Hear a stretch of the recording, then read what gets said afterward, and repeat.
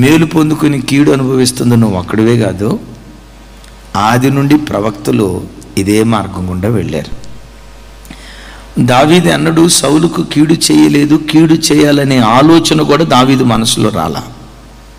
సౌలుకు దావీదు మేలే చేశాడు.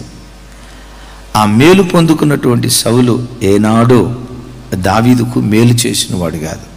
చేయకపోగా చెప్పండి ఏం చేశాడు? ప్రతి క్షణం దావీదుకు కీడు చేయాలని ఆలోచించాడు. బైబిల్లో ఎక్కడ చూసినా మేలు పొందుకున్నవాడు ఎవరికైతే మేలు చేశాడో వాళ్ళ ద్వారా కీడు అనుభవించారు. అందుకని ఇప్పుడు మనం అందాం, దేవా మేలు చేస్తే ఎడిదిరిగి కీడు వస్తుంది కాబట్టి అసలు మేలే చేయకపోతే పోలా, చేతులు ముడుచుకొని నా పని ఏదో నేను చేసుకుంటా హాయిగా తాఫీకి వెళ్ళిపోతే పోలా అని అంటే దేవుడు అక్కడ ఏమంటాడో తెలుసా? మేలు చేయుట యందు విసుకోవద్దు అంటాడు. Praise the lord. ఏం విసుకోవద్దు అంటాడు? మేలు చేయుట యందు విసుకోవద్దు. సామెతల్లో ఒక ఖరీదైన మాట గత బుధవారం చెప్పాను. ఎవరైనా మేలు పొందుకొని మేలు చేసిన వ్యక్తికి కీడు చేస్తేనట ఆ కీడు ఆ ఇంటి మీద నిలిచి ఉంటుందట. ఎక్కడ నిలిచి ఉంటుంది?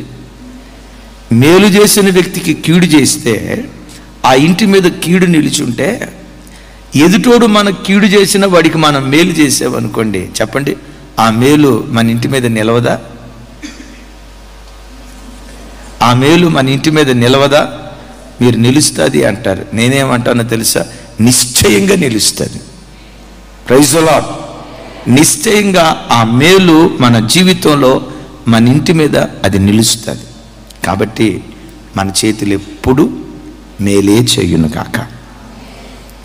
అయితే ఒక విచిత్రం ఏంటంటే, ఎదుటోడు ఏమనుకుంటాడంటే, బా ఈడు కీడు చేశా, ఈడు తిక్క బాగా కుదిరింది, వీడికి ఎట్టాగే కావాలా అని మనకు కీడు చేసినోడు చేసిన కీడును బట్టి వాడు సంతోషిస్తాడు. కానీ మనం ఆరాధించే దేవుడు ఎవరో తెలుసా? నీ జీవితంలో జరిగే ప్రతి కీడు వెనుక ఒక మేలు దేవుడు దాచిపెట్టి ఉంచుతాడు. అది చూడటానికి కీడుగానే కనపడిద్ది, అది చూడటానికి నష్టంగానే కనపడిద్ది, అది చూడటానికి నీ కుటుంబాన్ని పాడు చేసినట్లుగానే కనపడిద్ది. కొంతకాలం తర్వాత అప్పుడు మరలా నీ నోటితో నువ్వు అంటావు, దేవా ఇది కీడు అనుకున్నాను కానీ ఈ కీడు నా మేలు కొరకే జరిగిందని నీ నోటితో నువ్వు ప్రభుని స్తుతించే దినం దేవుడు నీకు ఇచ్చును గాక. చెప్దాం ఆమేన్. చూడండి, ఆ మేలు జరగాలంటే మేలుకు ముందు తప్పకుండా కీడే జరగాల్సిందే. ఇక అంతే. ఇప్పుడు గుడ్డులో నుంచి పిల్ల బయటకు రావాలంటే ముందు గుడ్డు పగలాలి కదా. గుడ్డు పగలాలా లేదా? గుడ్డు పగిలితేనే గుడ్డులో నుంచి పిల్ల బయటకు వస్తుంది. పగలటం అనేది కీడా మేలా? ఇప్పుడు వేరుశనక్కాయలు ఉన్నాయండి, వేరుశనక్కాయలు లోపల ఏమున్నాయి? విత్తనాలు ఉన్నాయి. ఆ విత్తనాలు బయటకు రావాలంటే ఏం చేయాలి? ఆ వేరుశనక్కాయ తీసుకొని పెట్టమని నేల మీద కొట్టాలి. దానికే కనుక పేనం ఉంటే అల్లాడిపోద్ది, లేకపోతే ఇంకా గట్టిదైతే నోట్లో పెట్టుకొని కొరకాల, లేకపోతే వేలుతో పట్టుకొని నొక్కాల.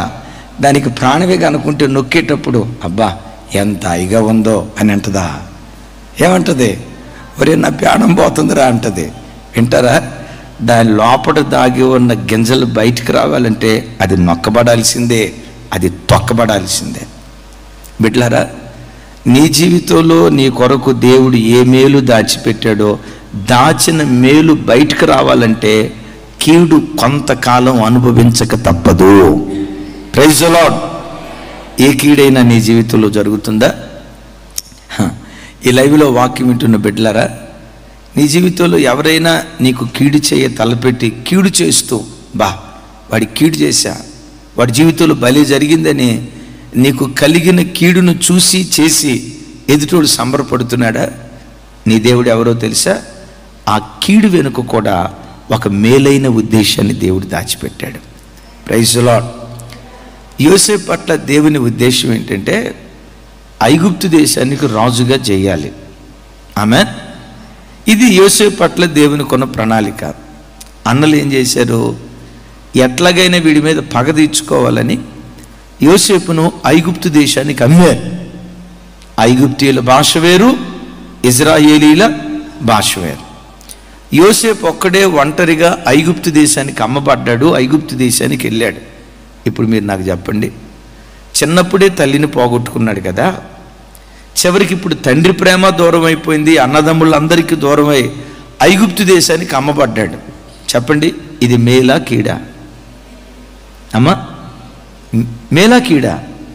సరే, పోతీఫర్ ఇంట్లో ఏదో బ్రతకడానికి ఒక చిన్న ఉద్యోగం వచ్చింది అనుకున్నాడు. అమ్మయ్యా, ఓ చిన్న ఉద్యోగం వచ్చింది, ఇక రిలాక్స్ కొంచెం నెమ్మది అనుభవిస్తాను అని అనుకున్నాడు. అని అనుకుంటూ ఉంటుండగా పోతీఫర్ భార్యను బట్టి చెరసాల పాలయ్యాడు. ఇప్పుడు చెప్పండి, చెరసాల మేలా కీడా? మేలా కీడా? కీడా మేలా? కీడే. విచిత్రం తెలుసా? అది కీడుగానే కనపడుతుంది. కానీ దేవుని ప్రణాళిక ఏంటి అంటే, ఐగుప్తు దేశానికి యోసేపు వెళ్ళకపోతే, అన్నలా కీడు చేయకపోతే యోసేపు ఐగుప్తు దేశానికి వచ్చేవాడా? పోతీఫర్ భార్య యోసేపును చెరసాలలో వేయకపోతే చెరసాలలో నుంచి యోసేపు సింహాసనానికి ఎక్కేవాడా? అంటే ఒక కీడు నువ్వు పొందుకోవాలంటే, ఒక మేలు నీ బ్రతుకులో పొందుకోవాలంటే ఆ మేలుకు ముందు కీడైన మార్గం గుండా దేవుడు నడిపిస్తాడు. కాబట్టి జీవితంలో ఏది జరిగినా ఎప్పుడు నోటితో ఒక మాటను, అంతా నా మంచికే. మరి గట్టిగా చెప్పండి, ఏమంటారు? కొంచెం గట్టిగా. జైలైనా, గోతిలో పడ్డా, కొరడాలతో కొట్టినా, టూ అని ఊసినా, జీవితంలో ఏం జరిగినా ఎప్పుడు నోటితో ఒకే మాటను, అంతా నా మంచికే. ఎందుకో తెలుసా? నేను ప్రకటించే నా యేసయ్యకి కీడు చేయటం చేత కాదు. కీడు చేయుట చేతగాని దేవుడు నేను ప్రకటించే దేవుడు. Praise the lord. ఇంతకీ వీళ్ళ జీవితంలో అది కీడుగా కనపడుతుంది, కానీ ఆ కీడు ఎట్లా మేలుగా మారింది? ఆ కీడులో దేవుడు దాచి ఉంచిన మేలేంటి? రండి ధ్యానించుదాం. అపోస్తుల కార్యాలు 16వ అధ్యాయం.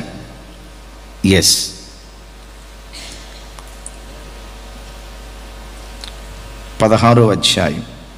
అందరూ మీ బైబిల్ తెరవండి. 23వ వచనం నుంచి 34వ వచనం వరకు వ్రాయబడిన మాటలు నేను త్వరగా చదువుతాను. నాతో కలిసి ఈ మాటలు చెప్పడానికి ప్రయత్నం చేయండి. నాతో కలిసి అందరూ. వారు చాలా దెబ్బలు కొట్టి వారిని చెరసాల్లో వేసి భద్రముగా కనిపెట్టవలనని చెరసాల నాయకునికి ఆజ్ఞాపించిరి. అతడు అట్టి ఆజ్ఞ పొంది వారిని లోపలి చెరసాలలోకి త్రోసి. ఏ చెరసాల అంటే? చెరసాలలో కూడా రకాలు ఉన్నాయి. ఇప్పుడు చెప్పండి, ఇంకో రకం ఏంటి? లోపటి చెరసాల ఉంది, బయట చెరసాల. లోపటి చెరసాల అంటే కట్టికి చీకటితో నిండుకుంది. సరే, లోపటి చెరసాలలోకి త్రోసి పంపించి అని ఉందా? త్రోసి ఉందా? అంటే త్రోయటం అంటే ఎక్కడే ఉండి నెట్టేశారు.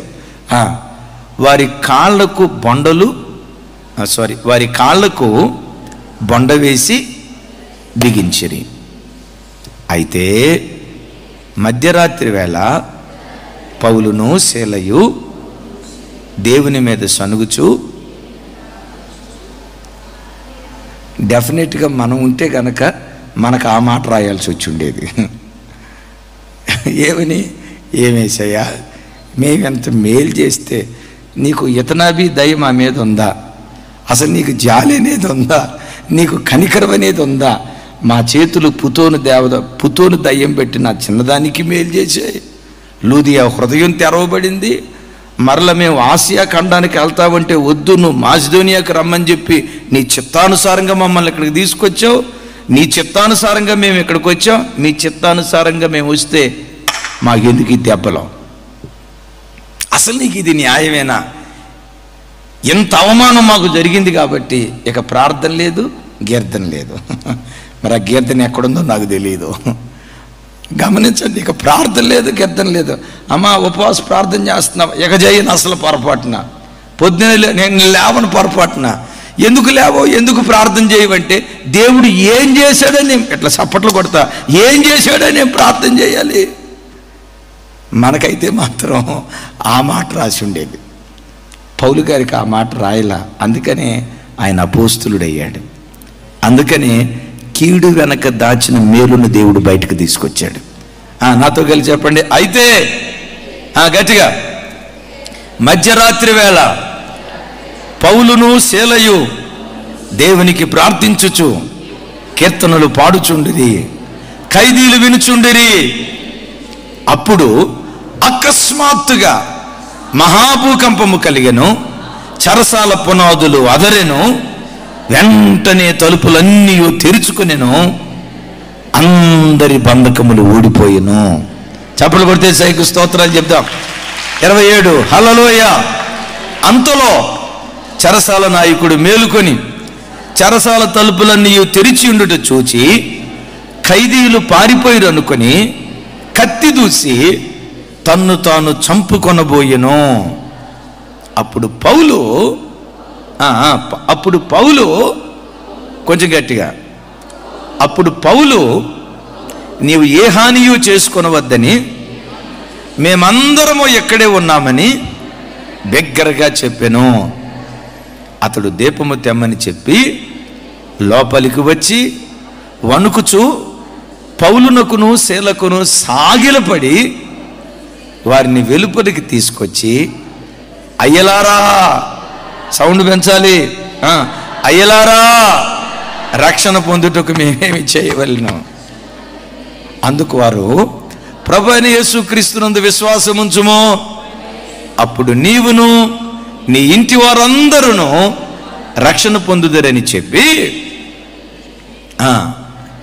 అతనికిని అతని ఇంటనున్న వారందరికీ దేవుని వాక్యము బోధించిరి.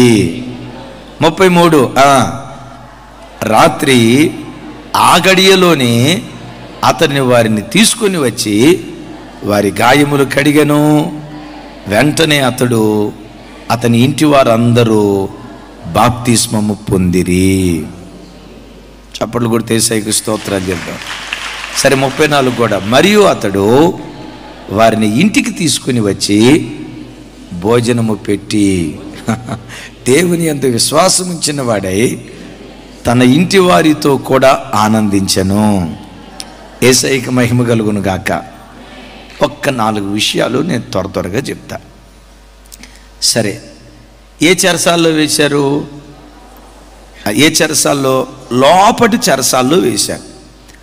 అప్పటికి శరీరం అంతా బెత్తంతో కొట్టి గాయాల పాలైపోయాయి, రక్తం అట్లా కారుతా ఉండొచ్చు. ఆ లోపటి చెరసాల్లో వేసి కాళ్ళను బొండల్లో బిగించారు. అంటే ఎట్లా వెల్లికలిగా పండుకోబెట్టామా, 2 కాళ్ళను బొండల నిండు చూడు చిన్న, ఇట్లా 2 కాళ్ళను బొండలతో ఇట్లా బిగించి, ఇక వాళ్ళు అటు కదలటానికి లేకుండా ఇటు కదలటానికి లేకుండా ఇద్దరి కాళ్ళను బొండల్లో బిగించేశారు. అది మధ్యరాత్రి వేళ, అది చీకటితో నిండుకున్న ప్రాంతం. కొంతమంది వ్యాఖ్యానకర్తలు ఏం చెప్తారంటే, లోపటి చెరసాల అని అన్నారంటే ఇక ఆ చెరసాల్లో నుంచి బయట రావడానికి అవకాశం లేకుండా ఆ వ్యక్తులు బాత్రూమ్ అయినా చివరికి ల్యాబరేటరీనైనా ఆ గదిలోనే కాలకృత్యాలు తీర్చుకుంటా, ఒకవైపు చీకటి, గాఢాంధకారపు చీకటి, మరొక వైపు భయంకరమైన దుర్వాసన. అలాంటి దుర్వాసనతో కూడుకున్నటువంటి లోపటి చెరసాల్లో వేస్తే బైబిల్లో అక్కడ రాయబడిన మాట, అయితే పౌలును శీలయు మధ్యరాత్రి వేళ పాటలు పాడుచు ప్రార్థన చేయుచు ఉన్నట్లుగా దేవుని సన్నిధిలో మనం చూస్తూ ఉన్నాం. వాక్యం వింటున్న బిడ్డలారా, ఒక క్రైస్తవునిగా నీ జీవితంలో నా జీవితంలో మనం నేర్చుకునే మొట్టమొదటి పాఠం ఏంటో తెలుసా? ప్రార్థన ఏ స్థలమందైనా, ఏ స్థితిలోనైనా, ఏ సమయమందైనా మనం ప్రార్థించేవాళ్ళుగా, పాడేవాళ్ళుగా దేవుని సన్నిధిలో ఉండాలి. Praise the lord. నేను మిమ్మల్ని అడుగుతాను, ఎక్కడ వీళ్ళు ప్రార్థన చేస్తున్నారు? దేవుని మందిరంలో కదా. ఎక్కడ వాళ్ళు ప్రార్థన చేస్తున్నారు? వాళ్ళ ఇంట్లో చక్కటి ప్రార్థన గదిలో కదా. నా వైపు చూసి సమాధానం చెప్పండి. ఎక్కడ వాళ్ళు ప్రార్థన చేస్తున్నారు? చక్కటి ప్రార్థన తోటలో కదా. ఎక్కడ వాళ్ళు ప్రార్థన చేస్తున్నారు? ఒక అనుకూలమైన స్థలంలో దేవుని సన్నిధిలో మోకరించి ప్రార్థన చేస్తున్నారు కదా. నా ప్రార్థించే మనస్సు నీకు ఉండాలే కానీ చెరసాలను కూడా ఆరాధనా స్థలంగా నువ్వు మార్చగలుగుతావు. Praise the lord. ప్రార్థించే హృదయ భారం నీ గుండెల్లో, నా గుండెల్లో ఉండాలే కానీ ప్రార్థనకంటూ అనుకూలమైన స్థలమేమీ దేవుని ప్రజలకు అవసరం లేదు. ఈ మాట బాగా వినండి. కొన్నిసార్లు మనమేమనుకుంటామంటే, మా గది చాలా చిన్న ఇరుకైన గది, అక్కడే కిచెను, అక్కడే బెడ్, అక్కడే కంచం, అక్కడే మంచం, కడుక్కునే షింకు అక్కడే, బాత్రూమ్ కూడా అక్కడే. ప్రార్థన చేయాలని చాలా ఉంటుంది కానీ ఆ ఇరుకైన గదిలో మేము ప్రార్థన చేయలేకపోతున్నాం అని కొంతమంది ఎట్లాంటి మాట మాట్లాడతారు. ప్రార్థన చేయడానికి ప్రత్యేకమైన స్థలం ఉండటం మంచిదే, నేను కాదు అన్నాం. నేనంట, ప్రార్థించే మనస్సు నీకు లేకపోతే ప్రత్యేకమైన స్థలం ఉండి కూడా ఉపయోగం ఉండదు. ప్రత్యేకమైన ఆరాధన స్థలం నీకున్నా, ఇల్లు కట్టుకునేటప్పుడు ఒక ప్రత్యేకమైన ప్రార్థన గది కట్టుకున్నా, ప్రార్థించాలనే హృదయ భారం నీకు లేకపోతే ఆ గది శూన్యంగా, ఖాళీగా కనపడింది. వీళ్ళు ఎక్కడున్నారు అంటే చెరసాలలో ఉన్నారు. చుట్టూతో దుర్వాసన, ఒకవైపున వెలుతురు లేదు. ఆ భయంకరమైన కంపుతో కూడుకున్నటువంటి స్థలంలో మధ్యరాత్రి వేళ ప్రార్థన చేయుచు, యెహోవాకు కీర్తనలు పాడుచు ప్రభుని స్తుతిస్తూ ఉన్నారు. ఈ వాక్యం వింటున్న ప్రభు బిడ్డలారా, దేవుని పిల్లలుగా మన జీవితాల్లో ప్రార్థనకంటూ ఒక ప్రత్యేకమైన స్థలం ఉంటేనే అని అనుకోకుండా, ఏ స్థలమందైనా, ఏ ప్రాంతమందైనా, ఏ స్థితిలో మనం ఉన్నా, ఏ సమయంలోనైనా దేవుని సన్నిధిలో మనం ప్రార్థించేవారిగా దేవుని సన్నిధిలో ఉందుము గాక. ఇప్పుడు ఆ చెరసాలలో ఎప్పుడు ఒకప్పుడు బూతు మాటలు వినపడతా ఉండేవి. ఏనండి, చెరసాల్లో ఉండేది ఎక్కువ శాతం నేరం చేసిన ఖైదీలు ఉంటారా, నేరం చేయని వాళ్ళు ఉంటారా? ఎక్కువ శాతం అంటే అందరూ నేరం చేసిన వాళ్ళు ఏం కాదు, ఎక్కువ శాతం నేరం చేసిన వాళ్ళే ఉంటారు. దొంగలు ఉండొచ్చు, నరహంతకులు ఉండొచ్చు, అబద్ధికులు ఉండొచ్చు, నరహంతి చేసిన వాళ్ళు ఉండొచ్చు. నేను మిమ్మల్ని అడుగుతా, ఇలాంటి చిల్లర కార్యక్రమాలు చేసే ఆ వ్యక్తుల నోట పవిత్రమైన మాటలు వస్తాయి, అపవిత్రమైన మాటలు వస్తాయా? ఎప్పుడు ఆ చెరసాల్లో బూతు మాటలు వినపడేవి, పోకిరి మాటలు వినపడేవి, అల్లరితో కూడుకున్నటువంటి ఆటపాటలు ఆ స్థలంలో వినబడేవి. ఆ చెరసాల ఎప్పుడు అసహ్యంగా ఉంటూ ఉండేది. హేయమైన మాటలు, హేయమైన కార్యాలు అక్కడ జరుగుతూ ఉండేవి. కానీ వీళ్ళు అడుగుపెట్టిన తర్వాత అసహ్యకరమైన స్థలం, అపవిత్రమైన స్థలం పుణ్యభూమిగా మారిపోయింది. Praise the lord. ఒకప్పుడు వాళ్ళు అక్కడ అడుగు పెట్టక మునుపు అది జైలే, చెరసాలే. ఇప్పుడు వీళ్ళు అడుగుపెట్టిన తర్వాత ఆ చెరసాల సాక్షాత్తు దేవుని మందిరంగా మారిపోయింది. మీకు ఒక మాట చెప్పమంటారా? ప్రార్థనాత్మ కలిగిన ఒక స్త్రీ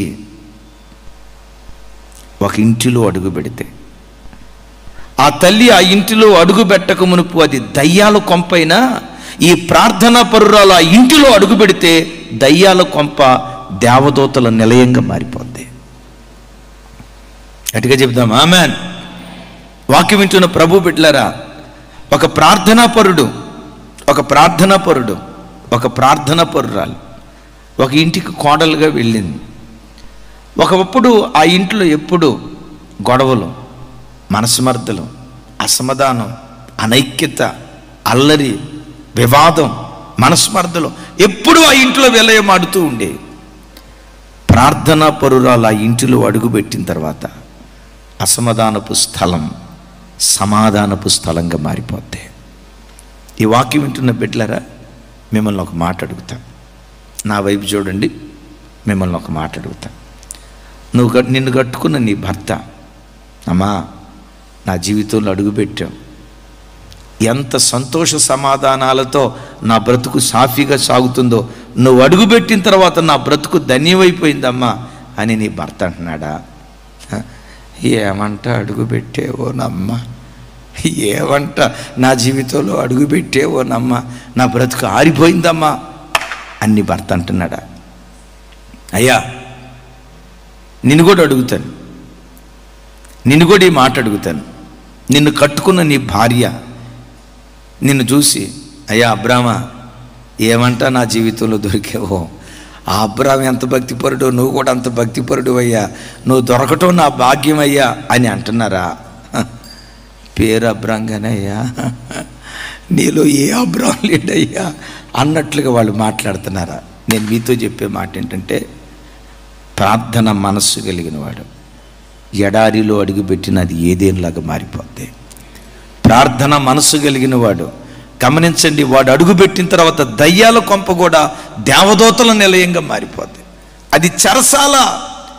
ఒకవైపు బూతు మాటలు మాట్లాడేవాళ్ళు, ఇంకొక వైపు గేలి చేసేవాళ్ళు, పరిహాసం ఆడేవాళ్ళు, అపవిత్రమైన మాటలు మాట్లాడేవాళ్ళు. ఆ అపవిత్రమైన చీకటి గదిని ఆరాధనా స్థలంగా మార్చారు.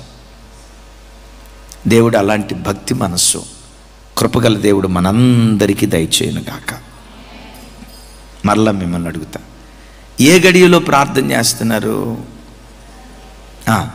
బైబిల్లో రాయబడిన మాట, అయితే మధ్యరాత్రి వేళ, చూడండి ఆ మాట, అయితే మధ్యరాత్రి వేళ పౌలును శీలయు దేవునికి, చెప్పండి, మధ్యరాత్రి వేళ పౌలును శీలయు అంటే వీళ్ళు ఎప్పుడు ఆరాధన చేస్తున్నారు? సహజంగా ప్రపంచంలో ఏ మనుషులైనా మధ్యరాత్రి వేళ ఏం చేస్తారు చెప్పండి? మళ్ళీ ఇది ఒక ప్రశ్న. ఏం చేసేది ఉంది? గొరకలు పెట్టి నిద్రపోతూ ఉంటారు. భక్తులు ఉంటారు, వీళ్ళు మధ్యరాత్రి నిద్ర చంపుకొని ప్రార్థన చేస్తూ ఉంటే చర్చిలో కొంతమంది భక్తులు ఉంటారు, ఉపవాస ప్రార్థనకు వచ్చి కూడా నిద్రపోతూ ఉంటారు. విచిత్రం చూడండి. పొద్దున్నే అరుణోదయ ప్రార్థన అంటారా? లేస్తారు. ఎందుకు? భర్త ఏమన్నా అంటాడేమో, భార్య ఏమైనా అంటదేమో, అమ్మా నాన్న ఏమని అంటారేమోనని మొత్తానికి మొక్కుబడితో లేస్తారా? లేచి ఎక్కడ మోకరిస్తారో తెలుసా? మంచం కోడి దగ్గర మోకరిస్తారు. మంచం కోడి మీద దిండి పెట్టుకొని, ఆ దిండి మీద చేతులు పెట్టుకొని, ఆ చేతుల మీదలో తలకాయ పెట్టి, స్తోత్రం ప్రభా, ఇక తలకాయ దిండి మీద ఆనిచ్చా, ఇక అక్క 5 నిమిషాల తర్వాత మధ్యాకాశానికి పోయారు. అది ఉదయకాల ప్రార్థనలో జనాలు నిద్రపోతూ ఉంటారు, మధ్యాహ్నం ప్రార్థన నిద్రపోతూ ఉంటారు, ఇంకా కొంతమంది సాయంత్రం కుటుంబ ప్రార్థనలో కూడా నిద్రపోయే భక్త మహాశయులు కొంతమంది ఉండొచ్చు. అట్లాంటి వాళ్ళు ఎవరైనా ఉంటే గట్టిగా హల్లెలూయా చెప్తాం యథార్థంగా. హల్లెలూయా బా మా తల్లే. సరే చూడండి, నేను అంటాను మధ్యరాత్రి వేళ, అరే ఒంటి నిండా గాయాలు, కొరడా దెబ్బలు, ఒకవైపు దుర్వాసన, కాళ్ళు 2 బొండల్లో బిగించబడ్డాయి, ఇటు అటు మెదలటానికి కదలటానికి లేదు.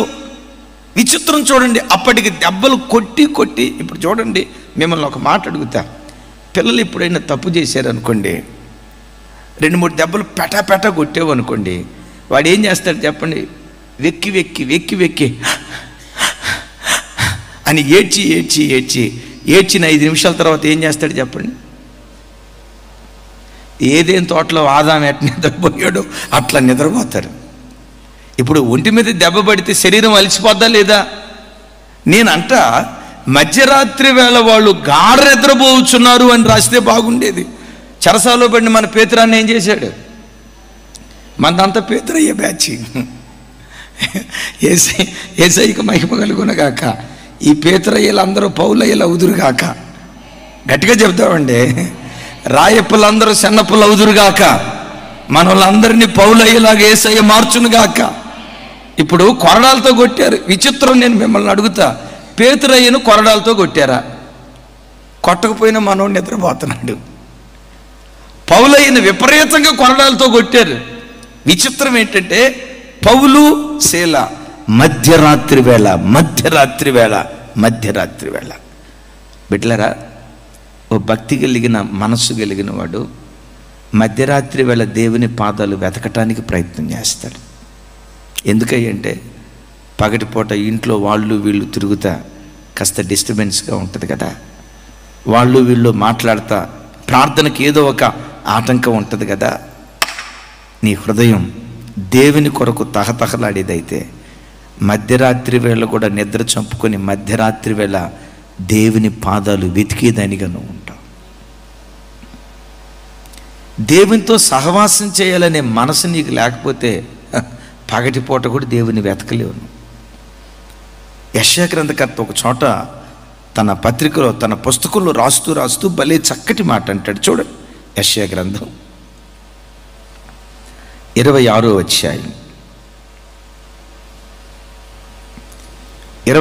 అధ్యాయం 9వ వచనం చూడండి.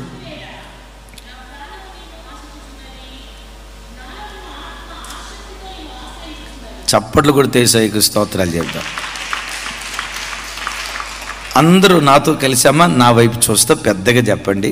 రాత్రి వేళ నా ప్రాణము నిన్ను ఆశించుచున్నది, నాలోనున్న ఆత్మ ఆసక్తితో నిన్ను ఆశ్రయించుచున్నది.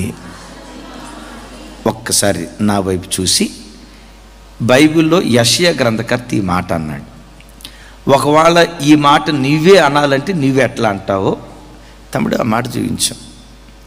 భాస్కరనా ఇటు చూడాల. ఇది యెషయా ప్రవక్త మాట్లాడిన మాట. ఏమన్నాడు? రాత్రి వేళ నా ప్రాణము నిన్ను ఆశించుచున్నది, నాలోనున్న ఆత్మ ఆసక్తితో నిన్ను ఆశ్రయించుచున్నది అని అంటాడు. ఇది ఎవరన్న మాట? అమ్మా తల్లి ఝాన్సీ, ఎవరన్న మాట? ఇది యెషయా ప్రవక్త అన్నమాట. ఒకవేళ ఈ మాటే కనుక నువ్వు అనాలు చూస్తే నువ్వేమంటావు చెప్పు. రాత్రి వేళ నా ప్రాణము,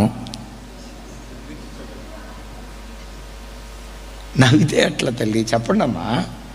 రాత్రి వేళ నా ప్రాణము నిద్రను ఆశించుచున్నది, నాలోనున్న ఆత్మ ఆసక్తితో.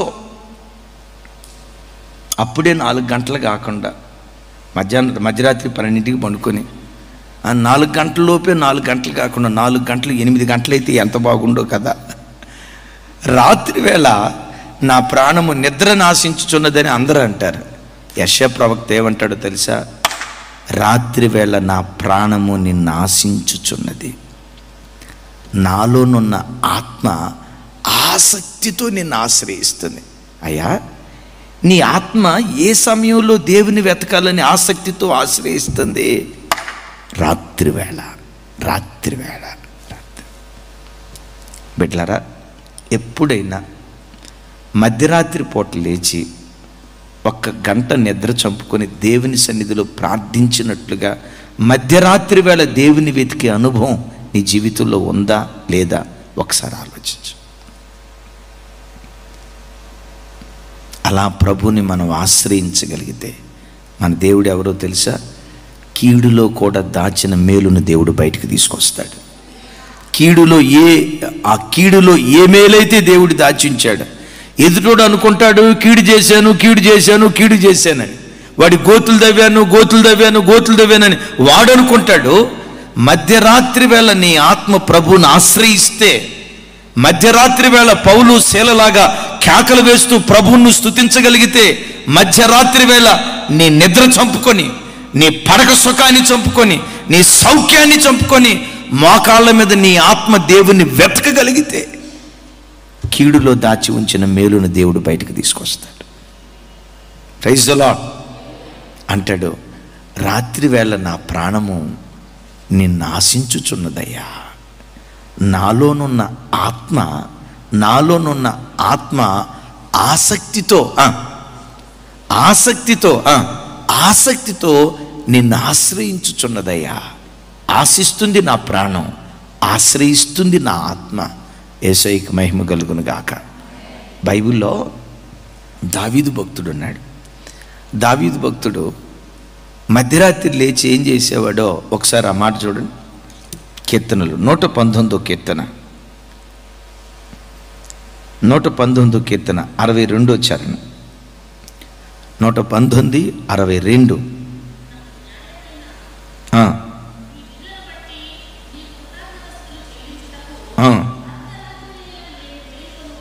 చప్పట్లు కొడితే యేసయ్యకి స్తోత్రాలు చెప్దాం. అందరూ నాతో కలిసి నా వైపు చూసి ఈ మాటలు చెప్పండి. న్యాయమైన నీ విధులను బట్టి నీకు కృతజ్ఞతాస్తుతులు చెల్లించుటకు అర్ధరాత్రి వేళ నేను మేలుకొని వాడను. నా వైపు చూడండి తల్లి, అమ్మ నా వైపు చూడండి. దావీదయ్య ఎప్పుడు మేలుకునేవాడంట? చెప్పాలి. ఎందుకు? దేవుడు తనకు చేసిన మేళ్లను బట్టి స్తుతించడానికి మాత్రమే కాదు.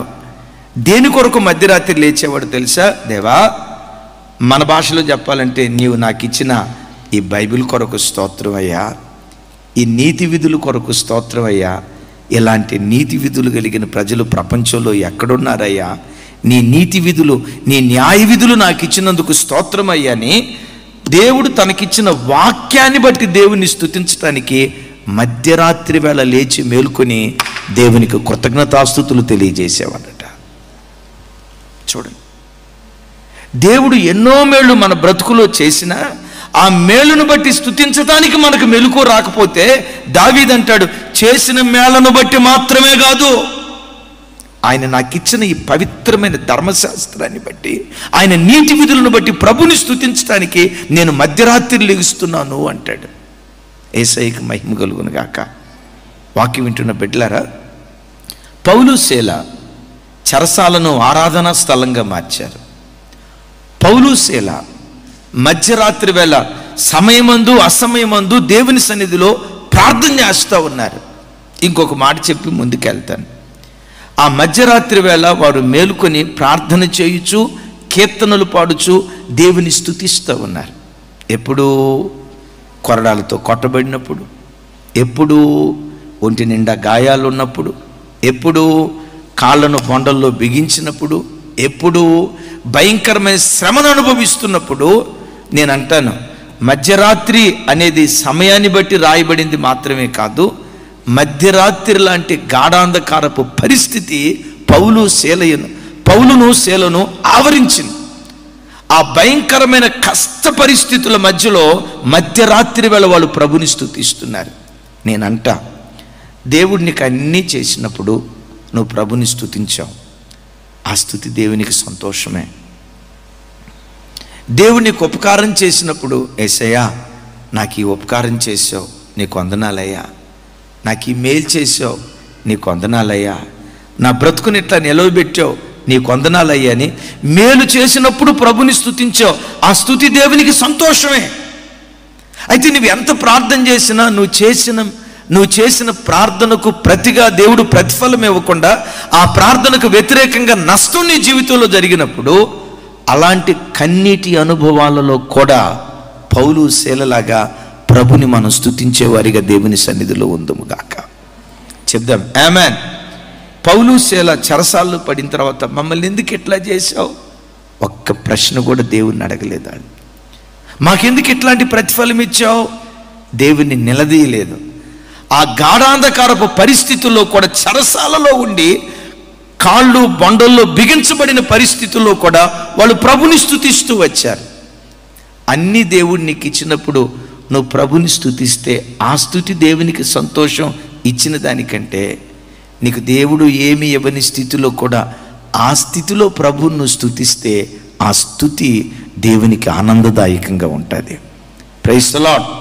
అందుకనే కీర్తనల్లో ఓ కీర్తనకర్త మాట్లాడుతూ ఓ చక్కటి మాట అంటాడు. చూడండి, 42వ కీర్తన 8వ చరణం, 42:8 చూడండి ఒకసారి. పగటి వేళ యెహోవా తన కృప కలుగా ఆజ్ఞాపించును.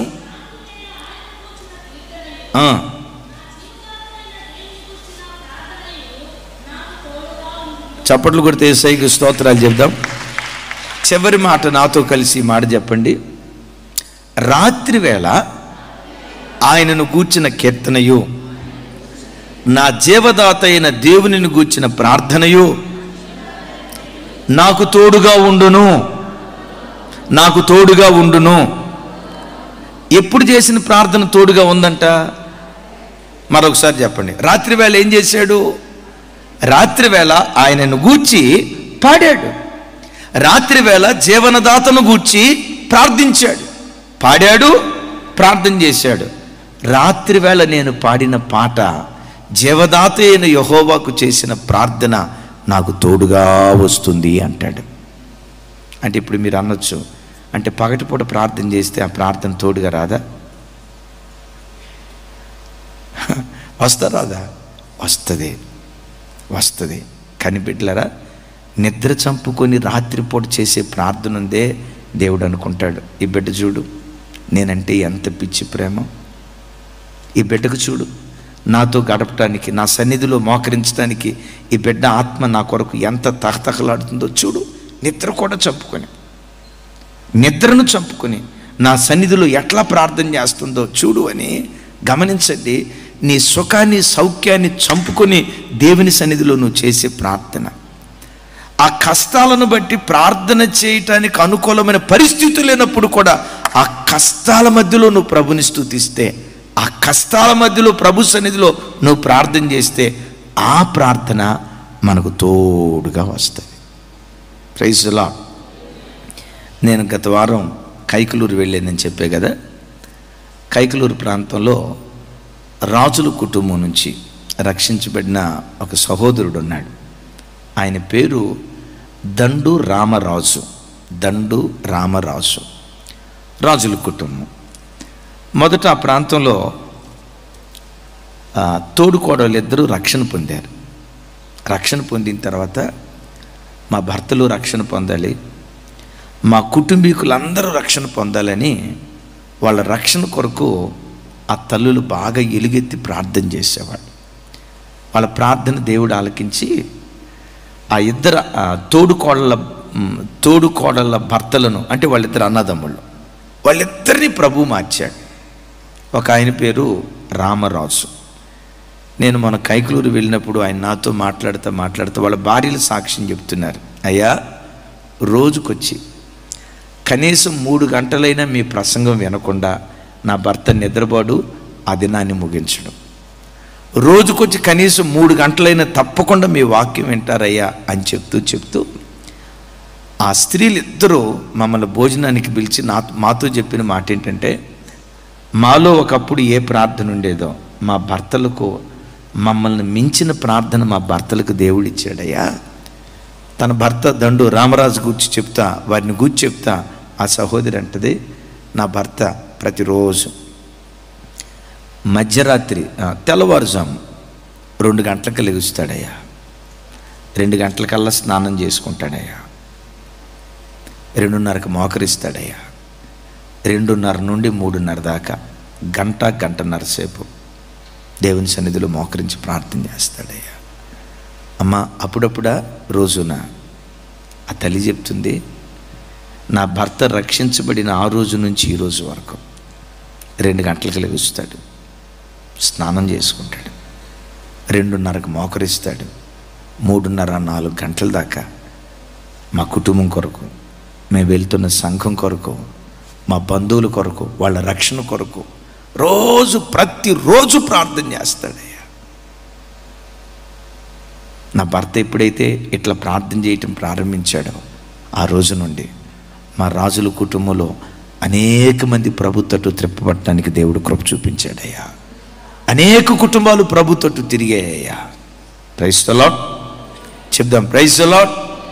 కీర్తనకర్త ఏమంటాడయ్య అంటే, రాత్రి వేళ దేవునిని గూర్చిన కీర్తనయు, నా జీవదాత అయిన యెహోవాకు నేను చేసిన ప్రార్థనయు నాకు తోడుగా వస్తుంది అని మాట్లాడతాడు.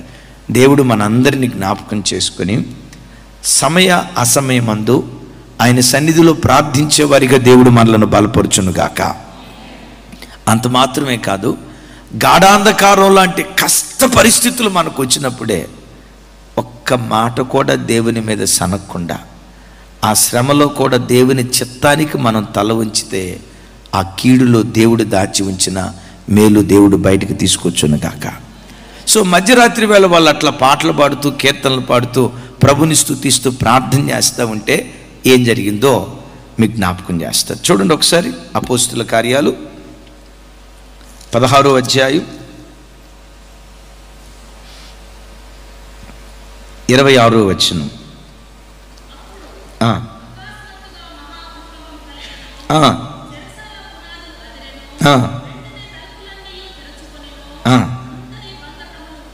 చప్పటి కొడుతూ స్తోత్రాలు చెప్దాం. ఆమేన్.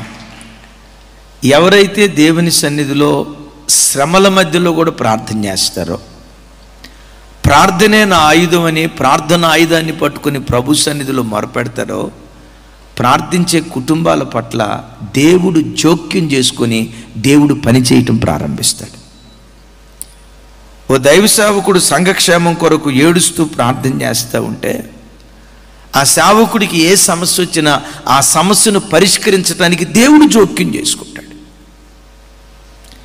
ఒక ఇంటివారు దేవుని సన్నిధిలో పౌలు శీలలాగా ఎలుగెత్తి దేవుని సన్నిధిలో ప్రార్థన చేస్తే, ఏ సమస్యను అనుభవించినా ఆ సమస్యను పరిష్కరించడానికి దేవుడు జోక్యం చేసుకోవటం ప్రారంభిస్తాడు.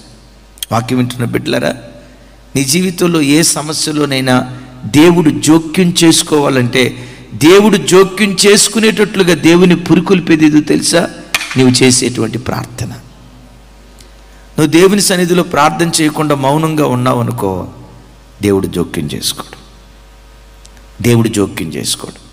ప్రభా, నా వేద్యాన్ని నీకు అప్పగిస్తున్నాను, ఇదయ్యా నా పరిస్థితి, అయ్యా నేను ఈ స్థితిలో ఉన్నాను, నువ్వు సహాయం చేయవని దేవుని సన్నిధిలో పదే పదే నువ్వు గోజాడుతూ ఉంటే, నువ్వు అనుభవించే సమస్య ఎంత జటిలమైనదైనా ఎంత కఠినమైనదైనా దేవుడు జోక్యం చేసుకోవటం ప్రారంభిస్తాడు. దేవుడు జోక్యం చేసుకున్న తర్వాత నీ సమస్యను పరిష్కరించే విధానం ఒక వింతైన రీతిలో దేవుడు దాన్ని పరిష్కరించడం ప్రారంభిస్తాడు. ఏం జరిగింది? భూకంపం వచ్చింది. ఈ భూకంపానికి ఏం జరిగింది? చెరసాల యొక్క పునాదులు చెరసాల పునాదులు అదిరాయి అని రాశాను. పునాదులు అదిరితే కట్టడం అంతా ఏం కావాలా చెప్పాలి. సృష్టిలో భూకంపం వచ్చిందంటే కట్టడాలు కుప్పలాగా కూలిపోతాయి. భూకంపం వచ్చినా పునాదులు అదిరినా కట్టడం కూలిపోకుండా చేసిన ఒకే ఒక్క భూకంపం ఇక్కడే రాయబడి ఉంది. Praise the lord. పునాదులు అదిరాయి, తలుపులు కూడా తలుపులు అదిరాయి అని రాయలా. ఏమని రాసి ఉంది? ఏమండి, తలుపులు అట్లా తెరుచుకున్నాయి అంటే గోడలు పగలకుండా ఉంటాయా? కానీ పగల. పునాదులు ఎదిరాయి, తలుపులు వాటి అంతటా అవే తెరుచుకున్నాయి. విచిత్రం ఏంటో తెలుసా? ఖైదీల చేతులకు ఉన్నటువంటి సంఖ్యలు వాటి అంతటవే ఊడిపోయాయి. ఇది ఎట్లా జరిగింది? దేవుడు జోక్యం చేసుకుంటే ప్రజలకు అర్థం కాని వింతైన రీతిలో దేవుడు తన కార్యాలు చేయటం ప్రారంభిస్తాడు. ఇది ఎట్లా జరిగింది? ఇది ఎట్లా పరిష్కరించబడింది? నువ్వు ఎన్ని రకాలుగా ఆలోచించినా నీకు సమాధానం దొరకదు. కానీ ఒకటి వాస్తవం, ప్రార్థించిన దాన్ని బట్టి నువ్వు ఎరగని రీతిలో ఆ సమస్యను దేవుడు పరిష్కరించడం ప్రారంభిస్తాడు. పరిష్కారం అయిపోయిన తర్వాత అరే ఇది ఎట్లా జరిగింది, అసలు ఇట్లా జరగదు, ఎట్లా జరిగింది? బైబిల్లో రాయబడి ఉంటుంది, పరిశోధింపజాలని మహాకార్యాలు దేవుడు చేస్తాడు. అంటే నువ్వు ఎంత పరిశోధించాలన్నా కూడా అది కుదరదు, తెలీదు. దేవుడు చేసే కార్యాలు ఎట్లుంటాయో చెప్తాను. షడ్రక్ మెషక్ అబేద్నెగోలను అగ్నిమంటల్లో వేశారు. అగ్నిమంటల్లో వేసినప్పుడు బైబిల్లో రాసి ఉంటుంది, వారి చేతులకు ఉన్నటువంటి సంఖ్యలు కాలిపోయాయి. మరి సంఖ్యలు కాలిపోయినప్పుడు వాళ్ళ తల వెంట్రుకలు కాలాలా లేదా? వాళ్ళు వేసుకున్నటువంటి వస్త్రాలు కాలాలా లేదా? బైబిల్లో ఏమని రాసిందో తెలుసా?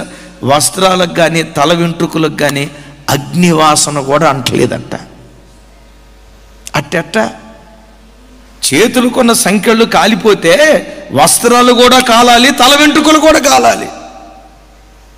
బిడ్డలారా, దేవుడు నీ సమస్యలో జోక్యం చేసుకుంటే ఎంత తేలిగ్గా ఎంత అద్భుతంగా దాన్ని పరిష్కరిస్తాడో ఆ తర్వాత నువ్వు అనుకుంటావు, అరే రే రే రే రే రే ఎట్లా జరిగింది ఇది?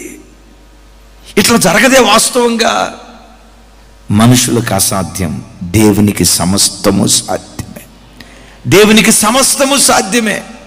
హల్లెలూయా. మనుషుడు ఒక సమస్యను పరిష్కరించాలనుకోండి, గోటితో పోయేదాన్ని గొడ్డల దాకా తీసుకొస్తాడు. దేవుడు జోక్యం చేసుకుంటే గొడ్డలతో పోయేదాన్ని గోటితో తీసేస్తాడు. అరే గట్టిగా చెప్పుకోండి, నా మాట అర్థమైందా? మనుషుడు జోక్యం చేసుకుంటే గోటితో పోయే సమస్య గొడ్డలి దాకా వస్తుంది. దేవుడు జోక్యం చేసుకుంటే గొడ్డలితో పోయే సమస్య గోటితోనే కేల్కతం అయిపోయింది. అంత వింతైన రీతిలో దేవుడు కార్యం చేస్తాడు. దేవుడు చేసిన కార్యాలమ్మా మానవ జ్ఞానానికి, శాస్త్రానికి అంతం. చాలాసార్లు మీతో చెప్తా కదా, ఈ మందిరం చూసినప్పుడు ఎప్పుడైనా శనివారం నేను వాక్యం ధ్యానించేటప్పుడు మందిరం చుట్టూ అట్లా తిరుగుతున్నప్పుడు మందిరాన్ని దూరం నుంచి చూస్తే, ప్రభువా మేమేనా ఈ మందిరం కట్టింది? ఈ మందిరం కట్టడానికి ఇంత అయింది కదా, ఈ డబ్బులన్నీ ఎట్టొచ్చినాయ్యా? అమ్మ మీరేమన్నా ఎబ్బేజ్ బ్రదర్ ఏమన్నా ప్రింటింగ్ మెషిన్ పెట్టాడా? చెప్పండి, ఎవరైనా ప్రింటింగ్ మెషిన్ ఉందా? కొన్నిసార్లు ఆలోచిస్తే నా వెన్నులో నా వెన్నులో ఒళ్ళు జలతరిస్తుంది. మనమేనా కట్టింది? మన సంఘం ద్వారానే దేవుడు ఇది జరిగించింది, మన ద్వారానే దేవుడి కార్యం చేసింది. మందిరం చూస్తే చాలు కాళ్ళు చేతులు గడగడ వణుకుతాయి. మందిర నిర్మాణం మొత్తం కన్స్ట్రక్షన్, సివిల్ కన్స్ట్రక్షన్ అంతా అయిపోయిన తర్వాత ఇంకా 2.5 కావాల్సి వచ్చింది. ఇంజనీర్ చెప్పాడు 2.5 అయిద్దయ్యా అని. ఆ మాట అంటంతో ఒకరోజు ఎక్కడికో మీటింగ్కి వెళ్తా, నాకు బాగా గుర్తు తల్లే, నా వైపు చూడండి అమ్మా, ఎక్కడే నిలవబడి ఆ కెమెరామెన్ ఎదురుగా ఇక్కడ నిలవబడి మందిరం అంతా చూసి నేనేమనుకున్నాను తెలుసా? యేసయ్యా మేము బ్రతుకున్న దినాల్లో ఈ మందిర పని పూర్తి చేయగలమా? మేము బ్రతుకున్న దినాల్లో ఈ మందిరపు పని పూర్తి చేయగలమా? పూర్తి చేయబడిన మందిరాన్ని మా కళ్ళతో మేము చూడగలమా? ఒళ్ళు జలతరించేది. విచిత్రం తెలుసా? దేవుడు ఏ దిక్కు నుంచి పంపించాడో సహాయం, ఎవరి ద్వారా ఇచ్చాడో, ఎట్లా సహాయమైందో విచిత్రం. సంవత్సరంలోపు జీవితంలో ఇది పూర్తి చేయగలవా అని అనుకుంటే సంవత్సరంలో దేవుడు దీన్ని ముగించేశాడు.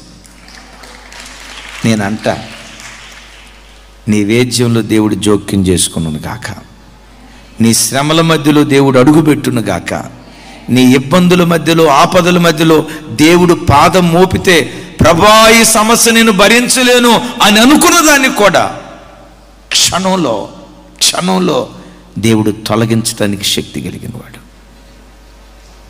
నమ్ము, కీడుగా నీకు కనపడవచ్చు, ఆ కీడులో కూడా ఒక మేలు, ఆ కీడులో కూడా ఒక మేలు దేవుడు దాచిపెట్టాడు. ఆ కీడులో కూడా దేవుడు ఒక మేలు దాచిపెట్టాడు. ఆ మేలు బయటికి రావాలంటే పౌలు శీలలాగా ఏ స్థితిలోనైనా, ఏ సమయంలోనైనా, ఎలాంటి పరిస్థితుల్లోనైనా మనం స్తుతించేవారిగా ఉండాలి, ప్రార్థించేవారిగా ఉండాలి. ఆ మనసు దేవుడు మనకిచ్చునుగాక. రైట్, తలుపులన్నీ తెరుచుకున్నాయి. మొత్తం అప్పట్లో కరెంటు ఇవన్నీ లేవు కదా, తలుపులన్నీ తెరుచుకున్నాయి. ఆ చెరసాల నాయకుడు నిద్రపోయినట్టున్నాడు, నిద్రలో నుంచి లేచాడు. తలుపులన్నీ తెరుచుకోవటంతో చెప్పండి ఏమనుకున్నాడు? చెప్పాలి. ఖైదీలంతా పారిపోయారు అనుకున్నాడు. ఖైదీలు పారిపోతే జవాబుదారీతనం ఎవరిది? అమ్మ చెప్పాలి. ఖైదీలు పారిపోతే జవాబుదారీతనం ఎవరిది? ఆ జైలర్దే కదా, నాయకుడిదే కదా. డెఫినెట్గా తనను ప్రశ్నిస్తారు. తన దగ్గర, ఆ ఖైదీల దగ్గర లంచం ఏదో తీసుకొని వాళ్ళని విడిచిపెట్టారు అని అపవాదం మోపుతారు. ఎంతమంది ఖైదీలు తప్పించుకున్న తర్వాత ఇక తనను బ్రతకనివ్వరో, మానసికంగా హింసించి తనను చంపేస్తారు అని తను భయపడి ఏం చేశాడంటే వరలో నుంచి కత్తి తీశాడు. ఆ కత్తి తీసుకొని గట్టిగా చెప్పాలి, ఆ కత్తి తీసుకొని తన్ను తాను, నా తర్వాత వచ్చిన తన్ను తాను చంపుకోబోతున్నాడు. ఇది పౌలయ్య గారికి మరి చీకట్లో ఎట్ట కనపడిందో నాకు తెలియదు, మొత్తానికి కనపడిన వెంటనే పౌలయ్య స్థానంలో మనం కనుకుంటే మన మాటలు ఎట్లుండేయో తెలుసా? పౌలు చెప్పండి అమ్మా, నువ్వు నీతి కలిగిన న్యాయాధిపతి అయ్యా, వాడు కట్టటికతే పట్టాలా, వాడు కొరడాలతో కొడతాడయ్యా, నన్ను పట్టుకొని తూ అని వస్తాడయ్యా, చెరసాల్లోకి తోసేస్తాడయ్యా, మెల్లిగా తీసుకెళ్ళొచ్చుగా, తోస్తాడా, కాళ్ళను బండల్లో బిగిస్తాడా, అయ్యా నువ్వు నీతి కలిగిన న్యాయాధిపతి అయ్యా, నువ్వు ఎట్లాంటి వాడివో తెలుసా, రోషం కలిగిన వాడివి. రోషం కలిగిన దేవుడు ఒక చోట అంటాడు, ఏమంటాడు ఆయన, రోషం కలిగిన దేవుడు ఒక చోట అంటాడు, ఎవడైనా నిన్ను ముడితే నా కనుగుడ్డును ముట్టినట్లుగా నువ్వెంచే దేవుడు అయ్యా, నువ్వు ఉన్నావు ప్రభా అని చెప్పి ఆడు పొడుచుకునేదాకా దేవుడు ఎంత అద్భుతమైన తీర్పు తీర్చాడు కదా. ఆహా, దేవుడు అసలు తన పిల్లల విషయంలో ఎంత రోషం వహించినోడో కదానని చూస్తా, ఆ దృశ్యం అంతా కళ్ళారా చూస్తా, అది నా కళ్ళతో చూడాలన్నట్టుగా చూసేవాళ్ళు, మనమైతే చూసేవాళ్ళు. అవునా కాదా? ఏమన్నాడు పౌలు, ఏమన్నాడు, నీవు ఏ హాని చేసుకోవద్దు, నీవు ఏ హాని చేసుకోవద్దు, మేమందరము ఎక్కడే ఉన్నామని మెల్లిగా చెప్పాను. చెప్పాలమ్మా, ఎక్కడ చెప్పాడు, కొంచెం ఎందుకు బిగ్గరగా చెప్పాడు చెప్పాలి, ఎందుకు బిగ్గరగా చెప్పాడు చెప్పండి, ఎందుకు బిగ్గరగా చెప్పాడు? ఆ వ్యక్తికి వినపడాలని బిగ్గరగా చెప్పాడు. అంటే ఆ వ్యక్తిని ఎట్లాగైనా బ్రతికించుకోవాలని తాపత్రయం. ఎవరిని బ్రతికించుకోవాలని? కీడు చేసిన వాడిని బ్రతికించుకోవాలని. ఎవరిని బ్రతికించుకోవాలని? కీడు చేసిన వాడిని బ్రతికించుకోవాలని. ఇప్పుడు బిగ్గరగా కేకలేసాడనే మాటకి దేవుడు ఇప్పుడు నాకు గుర్తు చేస్తున్నాడు ఒక మాట. చర్చికి 2 అక్కోళ్ళు వస్తున్నారు అని అనుకోండి, ప్రభావతి చెల్లి, రాజు ఆ చెల్లి వాళ్ళు వస్తున్నారు అనుకోండి. వాళ్ళిద్దరి మధ్య సమాధానం లేదనుకోండి. ఈ సంగతి అక్కకి తెలిసి, ఏమా మీ ఇద్దరి మధ్య సమాధానం లేదంట ప్రశాంతి, అమ్మా ప్రభావతి మీ ఇద్దరి మధ్య నెమ్మది లేదంటే అట్లా ఉండొద్దు, మనం ఒక తండ్రికి పుట్టిన పిల్లలు, ఒకే రొట్టెలో తింటున్నాం, ఒకే పాత్రలో త్రాగుతున్నాం, మనం అట్లా ఉండొద్దమ్మా. కలిసి ఉండేటప్పుడు చిన్న చిన్న మనస్మర్థలు వస్తాయి, కానీ మనం సమాధాన పడాలి. అమ్మా ప్రశాంతి, నువ్వు ప్రభావతి దగ్గరికి వెళ్ళి క్షమాపణ అడుగు, అమ్మా ప్రభావతే నువ్వు ప్రశాంతి చెల్లి దగ్గరికి వెళ్ళి క్షమాపణ అడుగు అని అక్క చెప్పింది అనుకోండి, వాళ్ళు సమాధాన పడతారు. ఎట్టగా చెప్పమంటారా? ప్రశాంతి ఇక్కడ ఉంటుంది, ఆ చెల్లి, అమ్మ ప్రశాంతి నన్ను క్షమించమ్మా, తలకాయ ఇటు పెట్టి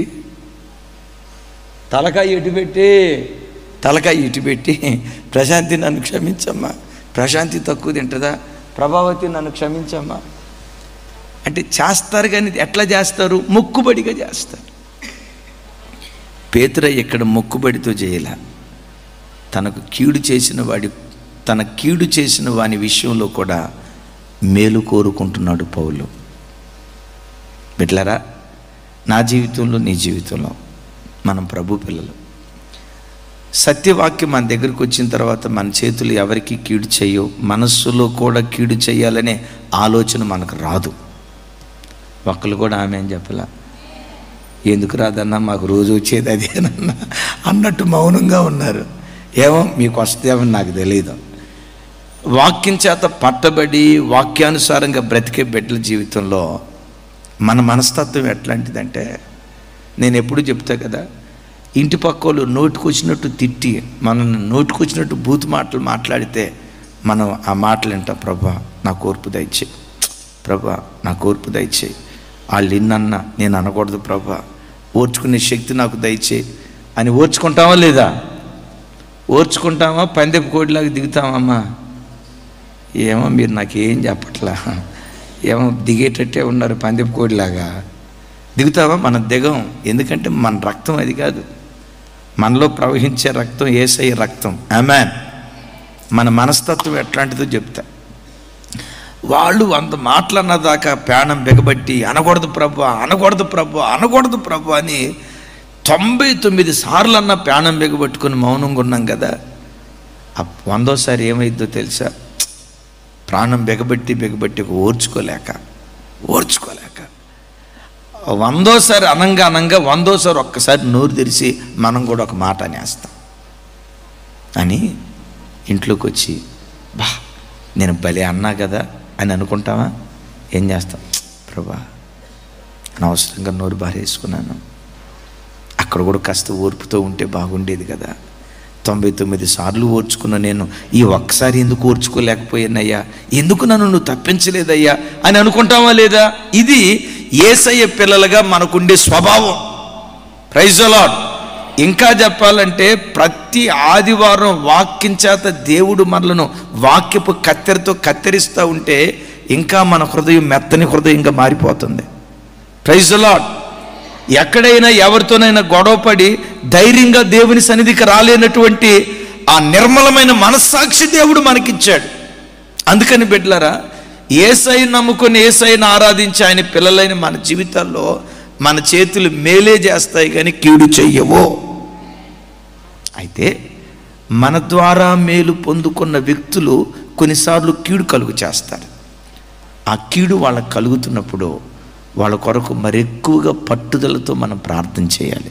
దేవా, ఆ కీడు వాళ్ళకి కలగకూడదయ్యా, ఆ నష్టం వాళ్ళకి కలగకూడదయ్యా, ఆ ఆపద వాళ్ళకి కలగకూడదయ్యా అని ఆ కీడులో వాళ్ళు అల్లాడుతున్నప్పుడు వాళ్ళ కొరకు మనం ప్రార్థన చేస్తే అప్పుడు దేవుడు ఏం చేస్తాడో తెలుసా?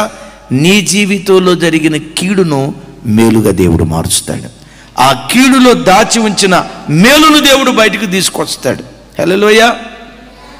మీరు ఎరుగుదురు. 2 సన్నివేశాలు చెప్తాను. ఆ రోజుల్లో సిరియా దేశపు సైన్యాధ్యక్షుడు నయమాను ఇజ్రాయేల్ దేశం మీద దాడి చేసి అనేక మంది ఇజ్రాయేలును చెరలోకి తీసుకొచ్చాడు.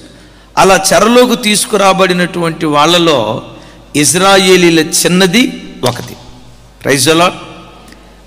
ఆ బిడ్డ పేరు బైబిల్లో రాయబడలా, ఇశ్రాయేలీల చిన్నది అని రాసింది. ఈ చిన్నది ఎక్కడుంది? నయమాన్ ఇంట్లో ఉంది. నయమాన్ ఏ దేశస్థుడు? సిరియా దేశస్థుడు. ఈ చిన్నది ఏ దేశస్థురాలు? సిరియా దేశానికి ఉద్యోగం చేయటానికి వచ్చిందా, చెరపట్టబడిన బానిసగా వచ్చిందా?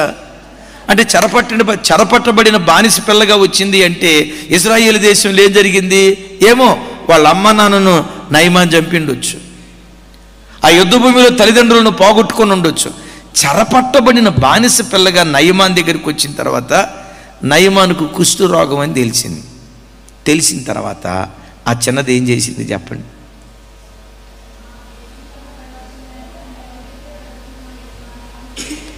నా యజమానుడు షోమ్రోనులో ఉన్న ప్రవక్త దగ్గర ఉండాలని నేను ఎంతో కోరుచున్నాను, అక్కడికి వెళ్తే బాగుపడతాడు. ఆ చిన్న బిడ్డ మనసు ఎట్లాంటిదో తెలుసా? కీడు చేసిన వాడికి కూడా మేలు చేయాలనే ఆ గొప్ప మనసు. బిడ్డలారా, మీరు ఎప్పుడు మీ పిల్లలకి మీ బంధువులను గురించి విషాన్ని నూరిపోయొద్దు. కొంతమంది ఉంటారు, అమ్మ అందరూ కాదు, కొంతమంది ఆడవాళ్ళు ఉంటారు. అంటే ఆడవాళ్ళు అంటే మగవాళ్ళు అట్లా చేయరని కాదు నేను అనేది. ఆడవాళ్ళైనా మగవాళ్ళైనా ఏం చేస్తారో తెలుసా? పిల్లల్ని పిలిచి, రేయ్ మీ నాయనమ్మ ఉందే, మీ నాయనమ్మ అప్పుడు ఎంత బాధ పెట్టిందంటున్నాడు.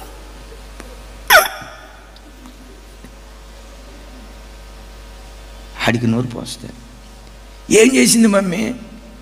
చూడండి, మీ నాయనమ్మ అప్పుడు నన్ను ఏమందంటే, మీ నాయనమ్మ అప్పుడు ఏం చేసిందంటే, ఆ పసి హృదయంలో విషపు విత్తనాలు నాటుతారు.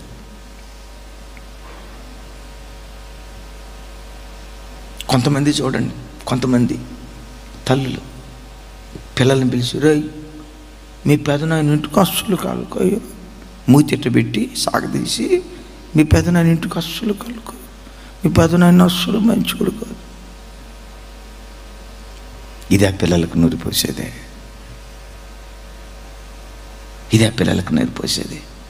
వాడు అట్ట చేసాడు, అప్పుడు వీడు ఇట్ట చేశాడు. పిల్లలకు విషయాన్ని నేర్పొద్దు, విషపు విత్తనాలు నాటొద్దు. Praise the lord. కొంచెం గట్టిగా చెబుతాం, ప్రైజ్ ది లార్డ్. హల్లెలూయా. కొంతమంది ఇట్లా విషపు విత్తనాలు నాటుతారు. వాళ్ళు అట్లా వీళ్ళు ఇట్లా అని విషపు మాటలు నాటి విషపూరితమైన వ్యక్తులుగా మారుస్తారు. ఏం జరిగిందో తెలుసా? వృద్ధాప్యంలో ఉన్న ఆ నాయనమ్మ తాతయ్య పట్ల వీడి విషపు మాటలు మాట్లాడితే రేపు నీకు కూడా విషమే పెడతాడు.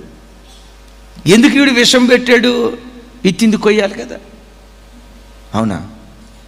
అవునా? అవును.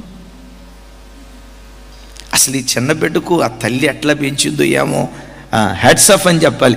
ఎట్లా పెంచిందో ఏమో తెలియదు, కానీ సిరియా దేశానికి వచ్చి బానిస పిల్లగా ఉంటూ ఏమంటుందో తెలుసా? నా యజమానుడు షోమ్రోనులో ఉన్న ప్రవక్త దగ్గర ఉండాలని నేను ఆశపడుతున్నాను. అరే నయమాను నీకేం మేలు చేశాడమ్మా? కీడు చేశాడు. నేనంట పాత నిబంధన పరిశుద్ధులే కీడు చేసిన వారికి అంత మేలు చేస్తే కొత్త నిబంధన పరిశుద్ధులు కీడు చేసిన వారికి ఇంకెంత మేలు చేయాలో కదా. చప్పట్లు కొడితే యేసయ్యకు స్తోత్రాలు చెప్తాం. ఎప్పుడు విషపు మాటలు పొర్రపాటును ఎవ్వరి గుచ్చును మాట్లాడు.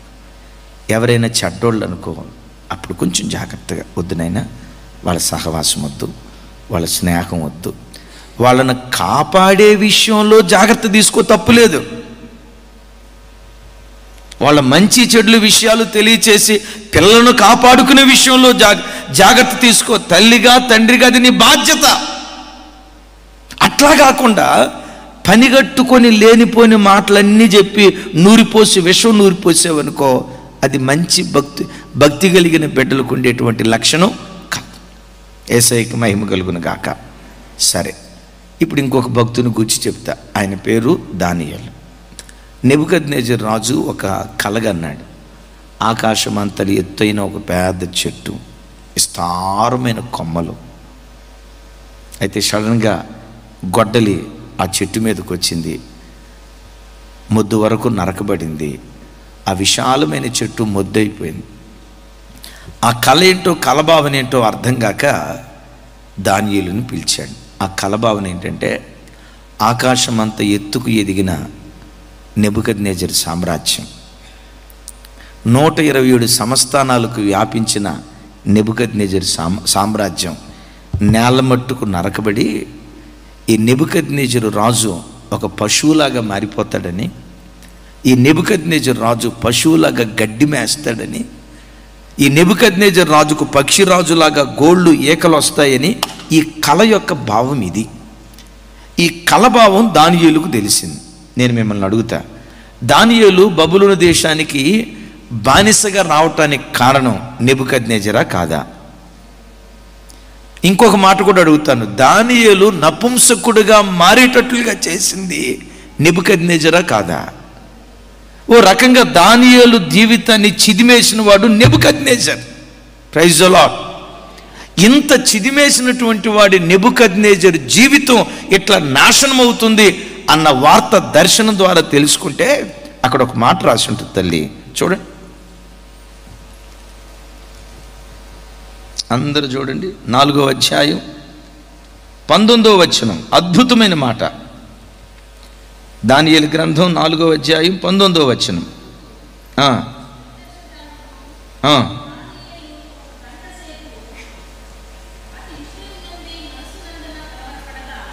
రైట్, అక్కడ ఆగుదాం. అందుకు, అందరూ చెప్పండి, అందుకు బెల్తెషాజరు దానియేలు 1 గంట సేపు అతి విస్మయము నుండి మనస్సునందు కలవరపడగా. నా వైపు చూడండి. ఇట్లా జరగబోతుంది అన్నది దర్శనంలో చూశాడు, ఆ కలభావన తెలుసుకున్నాడు. ఇది కలభావన అని తెలియటంతో చెప్పండి ఏం చేశాడు? గంట సేపు, నా వైపు చూడండి, ఎంతసేపు? గంట సేపు అతి విస్మయుడై ఇట్లా గడ్డం కింద చేయబెట్టుకోను, ఎట్లా చేయబెట్టుకోను,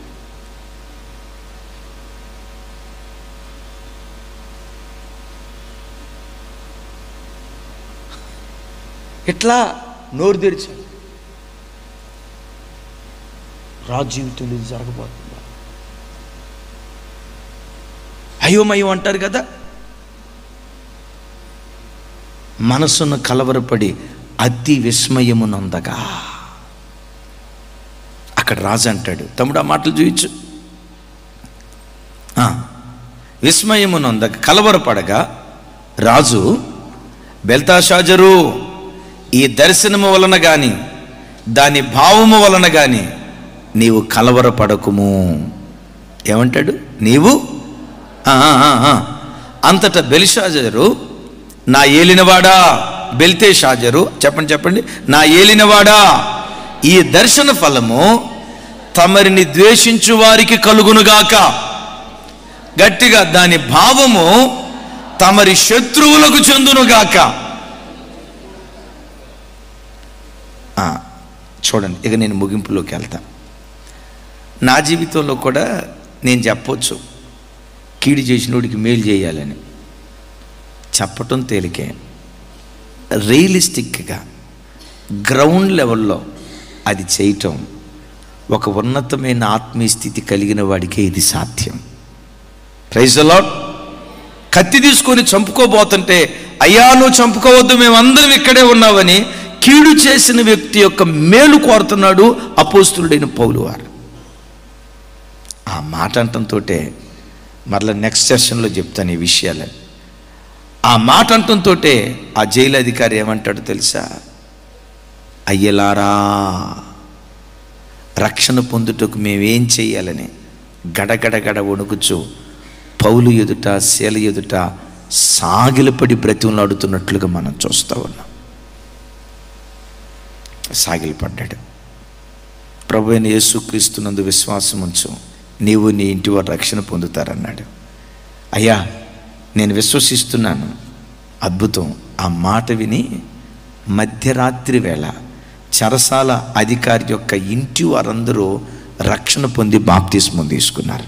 ప్రైజ్ ది లార్డ్. ప్రపంచంలో ఎక్కడైనా పగటిపూట బాప్తిసాలు ఇచ్చి ఉంటారు. మన చర్చిలో కూడా పగటిపూటే కదా బాప్తిసాలు. చరిత్రలో మధ్యరాత్రి పూట బాప్తిస్మం ఇచ్చింది ఎక్కడంటే ఎక్కడ? అప్పుడు పౌలు అనుకొని ఉంటాడు, దేవా ఇదంతా కీడు అనుకున్నా, ఈ కీడులో ఎంత మేలు నువ్వు దాచిపెట్టావా అయ్యా. ఈ కీడు కలిగినప్పుడు, దెబ్బలు కలిగినప్పుడు నేను మనసులో కాస్తంత బాధపడ్డా. అయ్యా కీడు కలిగితే కలిగింది, ఈ కీడు కలిగినందుకు నీకు చెప్పాలి.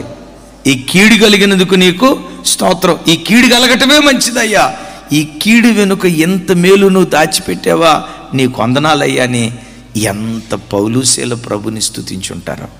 నా ప్రభు బిడ్డలారా, మీరు నమ్మండి, నేను ముగిస్తున్నాను. నీ జీవితంలో ఏది జరిగినా గుండె లోతుల్లో నుంచి అంతా నా మంచికే, నా దేవుడు నా జీవితంలో ఏది చేసినా నా మంచికే చేస్తున్నాడు అని నువ్వు ప్రభుని స్తుతిస్తూ ఉండు. ఆ కీడులో దాచి ఉంచిన మేలును దేవుడు బయటకు తీసుకొస్తాడు. ఇప్పుడు యేసయ్యని నేను వెంబడించడం ప్రారంభించి, సేవకునిగా వెంబడించడం ప్రారంభించి దరిదాపుగా 21 సంవత్సరాలు అవుతుంది తల్లి. 21 సంవత్సరాలు. ఈ 21 సంవత్సరాల జీవితంలో కొన్ని సంభవాలు ఉన్నాయి చూసారా, కొన్ని సంఘటనలు ఉన్నాయి చూసారా. ఆ సంఘటనలు జరిగినప్పుడు మాత్రం అది కీడుగానే ఉంది. అరే ఎంత కీడు కలిగింది ఏంట్రా, ఇంకా చెప్పమంటారా? ఎంత కీడు కలుగుతా ఉన్న దేవుడు కళ్ళు మూసుకున్నాడా ఏంట్రా? అరే ఎంత కీడు కలిగిందే, ఈ కీడు దేవుడు ఎందుకు అనుమతించాడు? ఈ కీడు నుంచి దేవుడు తప్పించవచ్చు కదా అన్నట్లుగా అనిపించేది. అయితే ఈరోజు నేను చెప్పే మాట ఏంటంటే, ఈ 21 సంవత్సరాల్లో ఎన్ని కీడులు జరిగాయో ప్రతి కీడు వెనుక ఒక మేలునే దేవుడు దాచిపెట్టించాడు. ఇంకొక అద్భుతం ఏంటంటే, ప్రతి కీడును దేవుడు మేలుగానే మార్చాడు. ఇప్పుడు దేవుడు నాకు నేర్పిన పాఠం ఏంటంటే, ఒరే జెర్మియా, నువ్వు ఒకటి నేర్చుకో. ఏమి నేర్చుకోమంటావు యేసయ్యా? జీవితంలో ఏమి జరిగినా అంతా నా మంచికే. అరే చెప్పండి గట్టిగా. అమ్మ ఏం జరిగింది ఈరోజు నీ జీవితంలో? ఈ ఉదయం ఏమన్నా జరిగిందా? ఒక వారం రోజుల క్రితం ఏదైనా నష్టం జరిగిందా? ఒక నెల రోజుల నుంచి, ఒక సంవత్సరం నుంచి ఏదైనా కీడు అనుభవిస్తున్నావా? అయితే అన్ను అది కీడు కాదు, అంతా ఆ కీడును కూడా నా దేవుడు మేలుగా మారుస్తాడు. చప్పలు కొడుతూ స్తోత్రాలు చెప్తాం. చైనా దేశపు ఒక కథ ఉంది. చైనా దేశపు ఒక కథ. ఒక ఆయనకి గుర్రాలంటే బాగా ఇష్టం. ఆ పేద స్థితిలో మొత్తానికి ఒక తెల్లటి గుర్రాన్ని ఒకదాన్ని కొన్నాడు.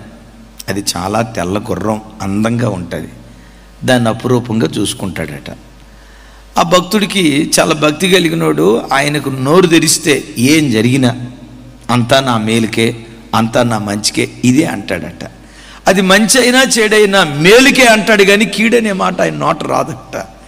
ఈ తెల్లగొర్రాన్ని అపురూపంగా చూసుకుంటా ఉంటే ఒకరోజు ఉన్నపాటున ఆ తెల్లగొర్రం ఎటో వెళ్ళిపోయి ఈ గొలుసు తెంచుకొని అడవిలోకి వెళ్ళిపోయిందంట. ఇక చుట్టూతో ఉన్నవాళ్ళు ఈయన దగ్గరకు వచ్చి అంతకాలం ఆ గుర్రానికి స్నానం చేయించటం, శుభ్రం చేయటం, ఇంత అంతా చేసి ఇది చూసిన తర్వాత ఎట్టాకైనా దెప్పి పడవాలని చెప్పి వచ్చారంట. న్యాయా గుర్రం పోయిందంటగా, ఎటు పోయింది? ఈ దిక్కుకేనా? ఇప్పుడు ఆ దిక్కుకు పోయేటట్టుగా చూస్తే పోయేటప్పుడు ఆగుతాడు అయ్యన, పోకుండా పట్టుకొని తీసుకొస్తాడు కదా. ఈ దిక్కుకే పోయిందా అని ఒకడు. ఇంకొకడు, అది పోయేటప్పుడు నువ్వు పండుకొని ఉన్నావా, మేలుకొని ఉన్నావా? ఈడు పోయిన బాధలో ఉంటే చూడండి, కొంతమంది మాటలు ఎట్లుంటాయి అంటే తల్లే ఆదరించినట్టుగానే ఉంటాయి, కానీ ఆడు పొడిసే మాటలు గుండె ఈ చివరి నుంచి ఆ చివరి దాకా పొడుచుకుంటూ రావాల్సిందే. అది ఆదరణలో మానసిక క్షోభ కాదు, హింస, మానసిక హింసనాలో గమనించండి.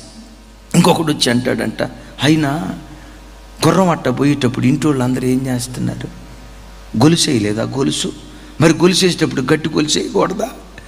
ఇక ఈ మాటలు అంటూ ఉంటే ఒకటే మాట అన్నాడంట, ఆ గుర్రం పోవటం అంతా నా మంచికే. అరే గుర్రంరా బాబు, అది నీ జీవనోపాధి, ఉన్నది ఒకే ఒక ఆధారం, అది పోతే నీ మందికే, అది నీ మంచికి ఎట్లా అయిందంటే ఈయన అంటాడంట, నా దేవుడు నా జీవితంలో ఏది చేసినా మంచికే చేస్తాడు.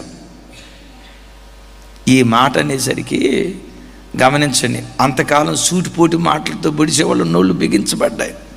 వినండి, కొంతమంది ఆదరించడానికి వచ్చినట్లుగా ఆదరిస్తా సూటిపోటి మాటలతో పొడుస్తారు. వాళ్ళని చూసి నువ్వు ఏడ్చేవనుకో వాళ్ళ చేతికి దొరికినట్టే లెక్క. వాళ్ళ మధ్యలో ఎట్లుంటావో తెలుసా? సింహం లాగుండు, ఆడవలసిన ఆయన దగ్గర ఏడు. అరే ఆమె ఏం చెప్పండి, ఆడవలసిన ఆయన దగ్గర ఏడు. నీ ఏడుపు పండగలాగా చేసుకునేవాడికి మాత్రం నువ్వు పచ్చడితో తిన్నా అక్క ఏం కూర సాగదీస్తారు. అప్పుడు నువ్వు పొల్ల తీసుకొని పళ్ళు కుట్టుకుంటా మాంసం కూరతో తిన్నానని చెప్పు. ఎవడికి దొరక్కో. ఆమెన్. గుండెల్లో బాధ ఉందా? నీ గుండె సప్పుడు విప్పాల్సిన ఆయన దగ్గర విప్పు, పరిష్కరించే దేవుని దగ్గర విప్పు. యేసయ్యకి మహిమ కలుగును గాక. దారిని పోయే దానిలో అందరిని పిలిచి కూర్చోబెట్టి మా ఇంట్లో ఏం జరిగిందంటే, మా ఆయన ఏం చేశాడంటే, మా అబ్బాయి ఈ దారిని పోయే దానిలకి ఎందుకు చెప్తావు? పరిష్కరించగలిగిన దేవుని దగ్గరే నీ గుండె చప్పుడు విప్పు. Praise the lord. ఆయన జోక్యం చేసుకున్నాడా? వింతైన రీతిలో నీ సమస్య పరిష్కరిస్తాడు. Praise the lord. అంతా నా మంచిగా అన్నాడంట. ఈయన ఇట్లా అంటే కుదరదులే అని చెప్పి వదిలేశారు.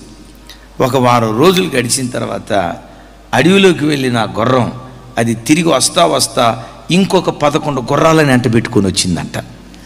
మొత్తం 12 గుర్రాలు అయిపోయినాయి. వీళ్ళు వచ్చి ఈ 12 గుర్రాలు ఎట్లా వచ్చినాయి అంటాడంట. అది బాగుంటున్నా మంచిగా అని చెప్పే కదా, ఒకటి పోయింది 11 వచ్చినాయి, మొత్తం 12 అంతా నా మంచికే అన్నాడంట. ఇక వాళ్ళకు కొడుకు ఉన్నాడు, వాళ్ళకు కొడుకు. మొత్తానికి ఆ కొడుకు ఈ 12 గుర్రాలను బాగా మేపుతా కిరాయికి పంపిస్తా బాగా డబ్బు సంపాదిస్తున్నారు. ఒకరోజు ఆ గుర్రాలను బయటికి తీసుకెళ్ళి మేపుతూ ఉంటే మరి ఒక గుర్రానికి ఏమైందో ఏమో, గుర్రం వెనక నుంచి ఒక తన్ను తన్నింది, వాళ్ళ కొడుకు కాలు ఇరిగిపోయింది. ఇక ఇప్పుడు వచ్చారు వీళ్ళంతా. ఎవరో ఆదరణనే ముసుగులో మానసిక హింస. గమనించండి, ఓదార్పు యాత్ర అనే కార్యక్రమంలో మానసికంగా హింసించి సూటిపోటి మాటలతో పొడిచేవాళ్ళంతా అయ్యయ్యో మీ అబ్బాయి కాలు ఇరిగిందా, అట్టట్టిరిగింది అని ఒకడు. అయినా మీ అబ్బాయి గుర్రం వెనక్కి ఎందుకు వెళ్ళాడంట. ఇంకొకడు, అయినా ఆ గుర్రం తనేటప్పుడు మీ అబ్బాయి ఏం చేస్తున్నాడంట అని ఇంకొకడు. అయినా గుర్రం తనేటప్పుడు మీ అబ్బాయి అసలు ఏం చేశాడు, తోక పట్టుకొని ఇట్ట అన్నాడా, ఇట్ట గిచ్చాడా, పొడిచాడా అని వీళ్ళంతా అంటా ఉంటే అయ్యయ్యో మీ అబ్బాయి కాలు ఇరిగిందంటే ఒకటే మాట అన్నాడంట, మా అబ్బాయి కాలు ఎరగటం ఇది కూడా నాకు మేలే, అంతా నా మంచికే. Praise the lord. అమ్మ చెప్పండి తల్లి, జీవితంలో ఏం జరిగినా ఎందుకో తెలుసా, నేను ప్రకటించే నా యేసయ్య. అమ్మా, ఏ యేసయ్యని నమ్ముకొని బ్రతుకుతున్నామో ఆ యేసయ్య ఎవరో తెలుసా? కీడు చేయటం చేతగాని దేవుడు. నా దేవునికి మేలే చేతవు కానీ, ఆయన నమ్ముకున్న ప్రజలకు మేలు చేయటమే చేతనవు కానీ నా యేసయ్యకు కీడు చేయటం చేత కాదు. ఆమేన్. అయితే కొన్ని కీడుగా కనపడతాయి. ఆ కీడు నీకు కలిగినప్పుడు వెంటనే నువ్వు అనాల్సిన మాట అంతా, సౌండ్ పెంచాలా, అంతా నా మంచికే అన్నాడంట. అనేసరికి రే కొడుకు కాలు ఎరగటం అంతా మంచి ఎట్లయిద్దిరా అని కొడుకు దగ్గరికి వచ్చారంట. తండ్రి కొడుకులు గొడవ పెట్టడానికి కొంతమంది స్వప్నాచోళ్ళు ఉంటారు. తండ్రి కొడుకులు సంతోషంగా ఉంటే ఎట్లా పొల్లలు పెట్టాలా, ఒకరి మీదకి ఒకరికి ఎట్లా రెచ్చగొట్టాలా, కొంతమంది ఇట్లాంటి వాళ్ళు ఉంటారు. వచ్చి కొడుకు దగ్గరికి అన్నారంట, మీ నాన్న ఏమన్నాడో తెలుసా? ఏమన్నాడో తెలుసా? నీ కాలు ఇరగటం మంచిదన్నాడు, నీ కాలు ఇరిగిపోవాలన్నాడు అని కొడుకుతో చెప్తే ఈ కొడుకు ఎట్టాటోడో తెలుసా? తండ్రికి తగ్గ తనయుడు. వాడు కూడా అన్నాడట, అంతా మా మంచిగా అన్నాడంట. చెప్పండి ఆమేన్. అంతా మా మంచిగా అన్నాడంట. వీళ్ళు అనుకున్నారు తండ్రికి తగ్గ వాడే, ఇక వీళ్ళ మధ్యలోకి మనం వెళ్తే మనకే సిగ్గు కలిగింది. బిడ్డలారా, ఎప్పుడు వినండి, మీ భార్యాభర్తల మధ్యలో బయటోడు ఎవడైనా జోక్యం చేసుకోవాలని ప్రయత్నం చేస్తే వాడికి సిగ్గు కలిగే మాట మాట్లాడండి. మీ అత్త కోడల మధ్యలో ఎవరైనా జోక్యం చేసుకొని ఏమ్మా మీ అత్త మొన్నట్ట అందంటగా అని అన్నారనుకో, ఒకటే అనాలి, మీ అత్త అనలేదండి నిన్నెప్పుడు ఇంకొకసారి తోక ముడుచుకొని నక్కలాగా వెళ్ళిపోతాడు. అట్ట కాకుండా మీకు కూడా తెలిసిందక్క, మీకు కూడా తెలిసిందక్క అని ఏడ్చుకుంటా దారిని పోయే వాళ్ళు అందరికీ నువ్వు చెప్పేవనుకో, నో. నేనంట కొంతమంది సానుభూతి ముసుగులో నీ ఇంటి గుట్టు తెలుసుకొని 5 పైసలు ఖర్చు లేకుండా చెప్పండి. అందుకని ఎప్పుడు తెలివి తక్కువగా ఎవరి దగ్గర మాట్లాడకు, ఎవరి దగ్గర తెలివి తక్కువదే. ఒక ఆత్మ సంబంధమైన వ్యక్తులు ఉంటారు. నీ బాధను తన బాధగా ఎంచుకొని, నీ ఏడ్పును తమ ఏడ్పుగా ఎంచుకొని, నీ దుఃఖాన్ని తమ దుఃఖంగా ఎంచుకొని నీ స్థానంలో నిలబడి నీ కొరకు ఏడ్చే వ్యక్తులు ఉంటారు. వాళ్ళ దగ్గర విప్పు, వాటికి మించి దాన్ని పరిష్కరించగలిగిన దేవుని దగ్గర నువ్వు విప్పు. Praise the lord. ఈ చిన్నోడు అన్నాడంట, అంతా నా మంచికే, మా నాన్న అన్నట్టుగానే నేను కూడా అంతా నా మంచికే అన్నాడంట. నాయన, ఈ తండ్రి కొడుకుల మధ్యలోకి మనం వెళ్ళకూడదు అని చెప్పి వచ్చేసాడు. చైనాలో యుద్ధం జరిగేటప్పుడు సైనికులు చాలా అవసరమైపోయి ఆయా గ్రామాల్లో ఆయా పట్టణాల్లో ఉన్నటువంటి యవనస్తులందరినీ యుద్ధానికి తీసుకెళ్ళారంట. ఈ ఊరు కూడా వచ్చారంట. అందరి యవనస్తులను తీసుకుని వెళ్తా ఈ ఇంట్లోకి వస్తే కాలుకు కట్టుకొని మంచంలో మంచంలో వండుకున్న అబ్బాయిని చూసి, ఈ కుంటోడు మనకెందుకు, ఈ కుంటోడు మనకి యుద్ధానికి పనికిరాడని ఊర్లో అందరినీ తీసుకుని వెళ్ళాడంట యుద్ధానికి. ఆ యుద్ధంలో ఊరోళ్ళు అందరూ చచ్చిపోయారంట, ఈ అబ్బాయి మాత్రం బతికే ఉన్నాడంట. ఎందుకు చెప్పండి? కాలు ఇరిగింది కాబట్టి. ఎందుకు చెప్పండి? ఆ కాలు ఎరక్కపోతే మనోడు కూడా యుద్ధానికి, అదిగో చూడండి, చైనా కథ అది పెద్దగా చూపిస్తాముడా. రైట్, వంట చూడండి, అది చైనా దేశం కథ. విచిత్రం చూడండి. ఒకవేళ వాడి కాలే కనుక ఎరకపోయి ఉంటే ఎక్కడికి వెళ్ళేవాడు? కాలు కాదు, యుద్ధానికి వెళ్ళి ఉంటే మనిషి ఇరిగిపోయేవాడు. కాలు ఇరిగినప్పుడు ఏమన్నాడు? అంత నమ్ము. నీ జీవితంలో ఎలాంటి పరిస్థితి వచ్చినా ఆ కీడులో కూడా దేవుడు మేలే దాచిపెట్టాడు. ఏదో ఒక రోజు ఆ కీడులో దేవుడు దాచి ఉంచిన మేలును బయటకు తీసుకొస్తాడు. ఆ రోజు మనం ప్రభుని స్తుతించకుండా మౌనంగా ఉండలేము. నేను మరలా అడుగుతాను, పౌలు శీల జైల్లో పట్టడం మేలా కీడా? ఎప్పుడు మేలుగా కనపడింది? ముగింపులోనా ప్రారంభంలోనా? ప్రారంభంలో కొన్ని నీకు కీడుగానే కనపడతాయి, ముగింపుకు వచ్చేసరికి ఇది మేలే అనేటట్లుగా నా దేవుడు చేయునుగాక. మోకరించుదాం అందరం. దేవుడు అలా మనందరినీ బలపరిచి స్థిరపరచున్నట్లుగా అందరం చేతులు పైకెత్తి ఒక్క 2-3 నిమిషాలు ప్రభు సన్నిధిలో ప్రార్థనలు గడుపుదాం. 2-3 నిమిషాలు ప్రభు సన్నిధిలో ప్రార్థనలు గడుపుదాం. Praise the lord. జీవితంలో ఏ కీడు నువ్వు అనుమతిస్తున్నా, ఎస్, నీవు ఆరాధించే నీ దేవుడు ప్రతి కీడులో ఆయన మేలు దాచిపెట్టాడు. కొన్ని ఒకవేళ నీ జీవితంలో కీడుగా కనపడుతున్నాయేమో, ఆ కీడు అనుభవించే పరిస్థితుల్లో కూడా అదిగో పౌలు శీల ఏ సమయమందైనా, ఏ స్థితిలోనైనా, ఏ స్థలమందైనా వారు పాడుతున్నారు, ప్రార్థిస్తున్నారు. ఒకసారి నోరు తెరిచి ప్రభు నువ్వు ఈ మాట అంటావా? దేవా, నాకు అలాంటి మనసు నాకు దయచేయి ప్రభా. చెరసాలను వాళ్ళు ఆరాధనా స్థలంగా మార్చారు, చెరసాలను దేవుని మందిరంగా మార్చారు, చెరసాలను దేవుని మందిరంగా మార్చారు. నా జీవితంలో అలాంటి కార్యాలు జరిగించాయా? అసమాధానంతో ఉన్న నా ఇల్లు నా భక్తి ద్వారా సమాధానపు నిలయంగా మారాలి స్వామి. అనైక్యతతో ఉన్న నా ఇల్లు నా ప్రార్థన ద్వారా ఐక్యత కలిగిన ఇల్లుగా మారాలి స్వామి. నా ద్వారా ఎడారి ఏదేనులాగా మారాలయ్యా. మధ్యరాత్రి వేళ నా ప్రాణం నిన్ను ఆశ్రయించాలయ్యా. మధ్యరాత్రి వేళ నా ప్రాణం నిన్ను ఆశించాలయ్యా. అలాంటి భక్తి నాకు దయచేయసయ్యా. నోరు తెరిచి నువ్వు ప్రార్థన చేస్తా ఉంటే దేవుడే నీ సమస్యలో జోక్యం చేసుకోబోతున్నాడు. నోరు తెరు. హల్లెలూయా. ఏ సమస్యతో నువ్వు కొట్టుమిట్టాడుతున్నా, ఏ ఆపద నీ చుట్టూతో ఆవరించినా, ఏ ఇబ్బంది చేత నువ్వు నలగొట్టబడుతున్నా, దేవుడే గనక జోక్యం చేసుకుంటే ఏది అసాధ్యం అనుకుంటున్నావో దేవుడు దాన్ని సాధ్యపరచబోతున్నాడు.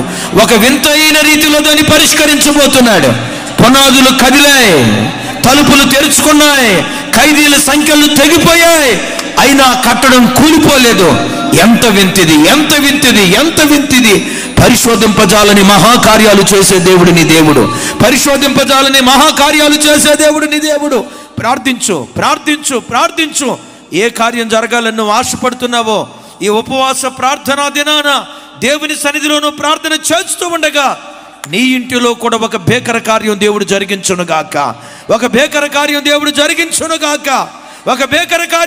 జరిగించునుగాక. లైవ్లో ఉన్న బిడ్డలందరూ కూడా ఏ శ్రమ నిన్ను ఏలుబడి చేస్తుందో, ఏ ఆపద చేత నువ్వు నలగొట్టబడుతున్నావో ఒక్కసారి ప్రభు వైపు చేతులెత్తి, దేవా నా సమస్యలో నువ్వు జోక్యం చేసుకోయా, నా ఇబ్బందిలో నువ్వు అడుగు పెట్టాయా, నా కష్టంలో నువ్వు పాదం మోపయ్యా, నా సమస్య నీవే పరిష్కరించయ్యా. ప్రభుని నీ వేద్యంలోకి ఆహ్వానించు, నీ వివాదంలోకి ఆహ్వానించు, నీ సమస్యలోకి ఆహ్వానించు. ఆయన అడుగు పెట్టాడా, వింతైన రీతిలో దాన్ని పరిష్కరించబోతున్నాడు. ఇది ఎలా జరిగిందని నీకే ఆశ్చర్యం కలిగేటట్లుగా దేవుడు కార్యం చేయబోతున్నాడు. నీవు మాత్రం ఎవ్వరికి కీడు చేయి తలపెట్టొద్దు. నీకు కీడు చేసిన వాడికి కూడా నువ్వు మేలే చేయి. ఏది జీవితంలో జరిగినా అంతా నా మంచికే, ఆరాధన యేసయ్యకే అని, అంతా నా మంచికే అని. కొన్ని ఒకవేళ నువ్వు కీడు అనుకుంటున్నావేమో. పౌలు శీల జైల్లో పడ్డప్పుడు కీడే అనుకున్నారు, అది కీడుగానే కనపడింది. యోసేపు చెరసాల్లో పడ్డప్పుడు కీడుగానే కనపడింది, గోతిలో పడినప్పుడు కీడుగానే కనపడింది. సింహాసనం మీద కూర్చున్న తర్వాత అంటాడు, అంతా నా మేలుకే దేవుడు జరిగించాడని. నీ జీవితంలో దేవుడు ఏది అనుమతించినా మేలుకే దేవుడు అనుమతిస్తున్నాడు. కీడు చేయుట చేతగాని ఆ దేవునికి అందరం చప్పట్లు కొడితే యేసయ్యకు స్తోత్రాలు చెప్తాం. చప్పట్లు కొడుతూ భాషలు మాట్లాడుతూ ప్రభుని స్తుతించుదాం. కీడు చేయుట నా యేసయ్యకు చేత కాదు, కీడు చేయుట చేతగాని దేవుడు నా దేవుడు. రాధాల షబాల థిరాద రషల రమినా ఉషబాల థిరా ఉషగా తురాదాస్.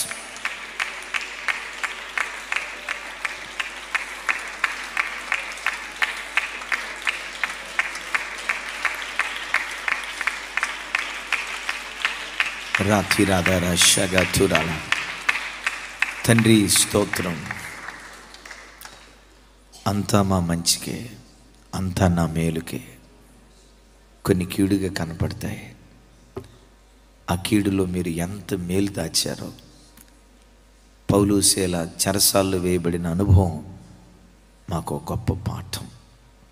దేవా, ఈరోజు ఈ వాక్యం విన్న ఈ నీ ప్రజల్లో ఎవరు కీడు అనుభవిస్తూ మీ సన్నిధిలో కన్నీళ్లు విడుస్తున్నారో యేసు నామం పేరిట ఆ కీడులో మీరు దాచిన మేలు మీరు వెలుపలికి తీసుకొచ్చుదురుగాక. ఆ కీడును నీ ప్రజలకు మీరు మేలుగా చేయుదురుగాక. కీడు మేలుగా మార్చబడటానికి మేము ఎలా బ్రతకాలో వాక్యం ద్వారా మాతో మాట్లాడావు. ఆ వాక్ ప్రత్యక్షత మాకు ఇచ్చినందుకు స్తోత్రం.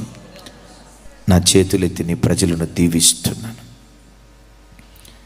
మధ్యరాత్రి వేళ పౌలయ్య ప్రార్థనలో మిమ్మల్ని వెతికాడు.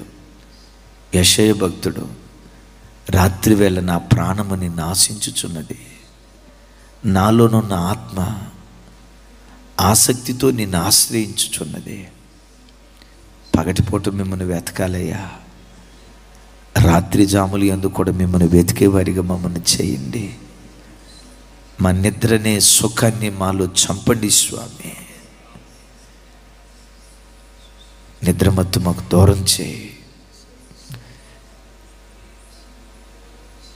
మధ్యరాత్రి వేళ వారి ఆత్మ మిమ్మల్ని వెతికిందయ్యా, వాళ్ళ ప్రాణం మీ చెలిమిని ఆశించిందయ్యా.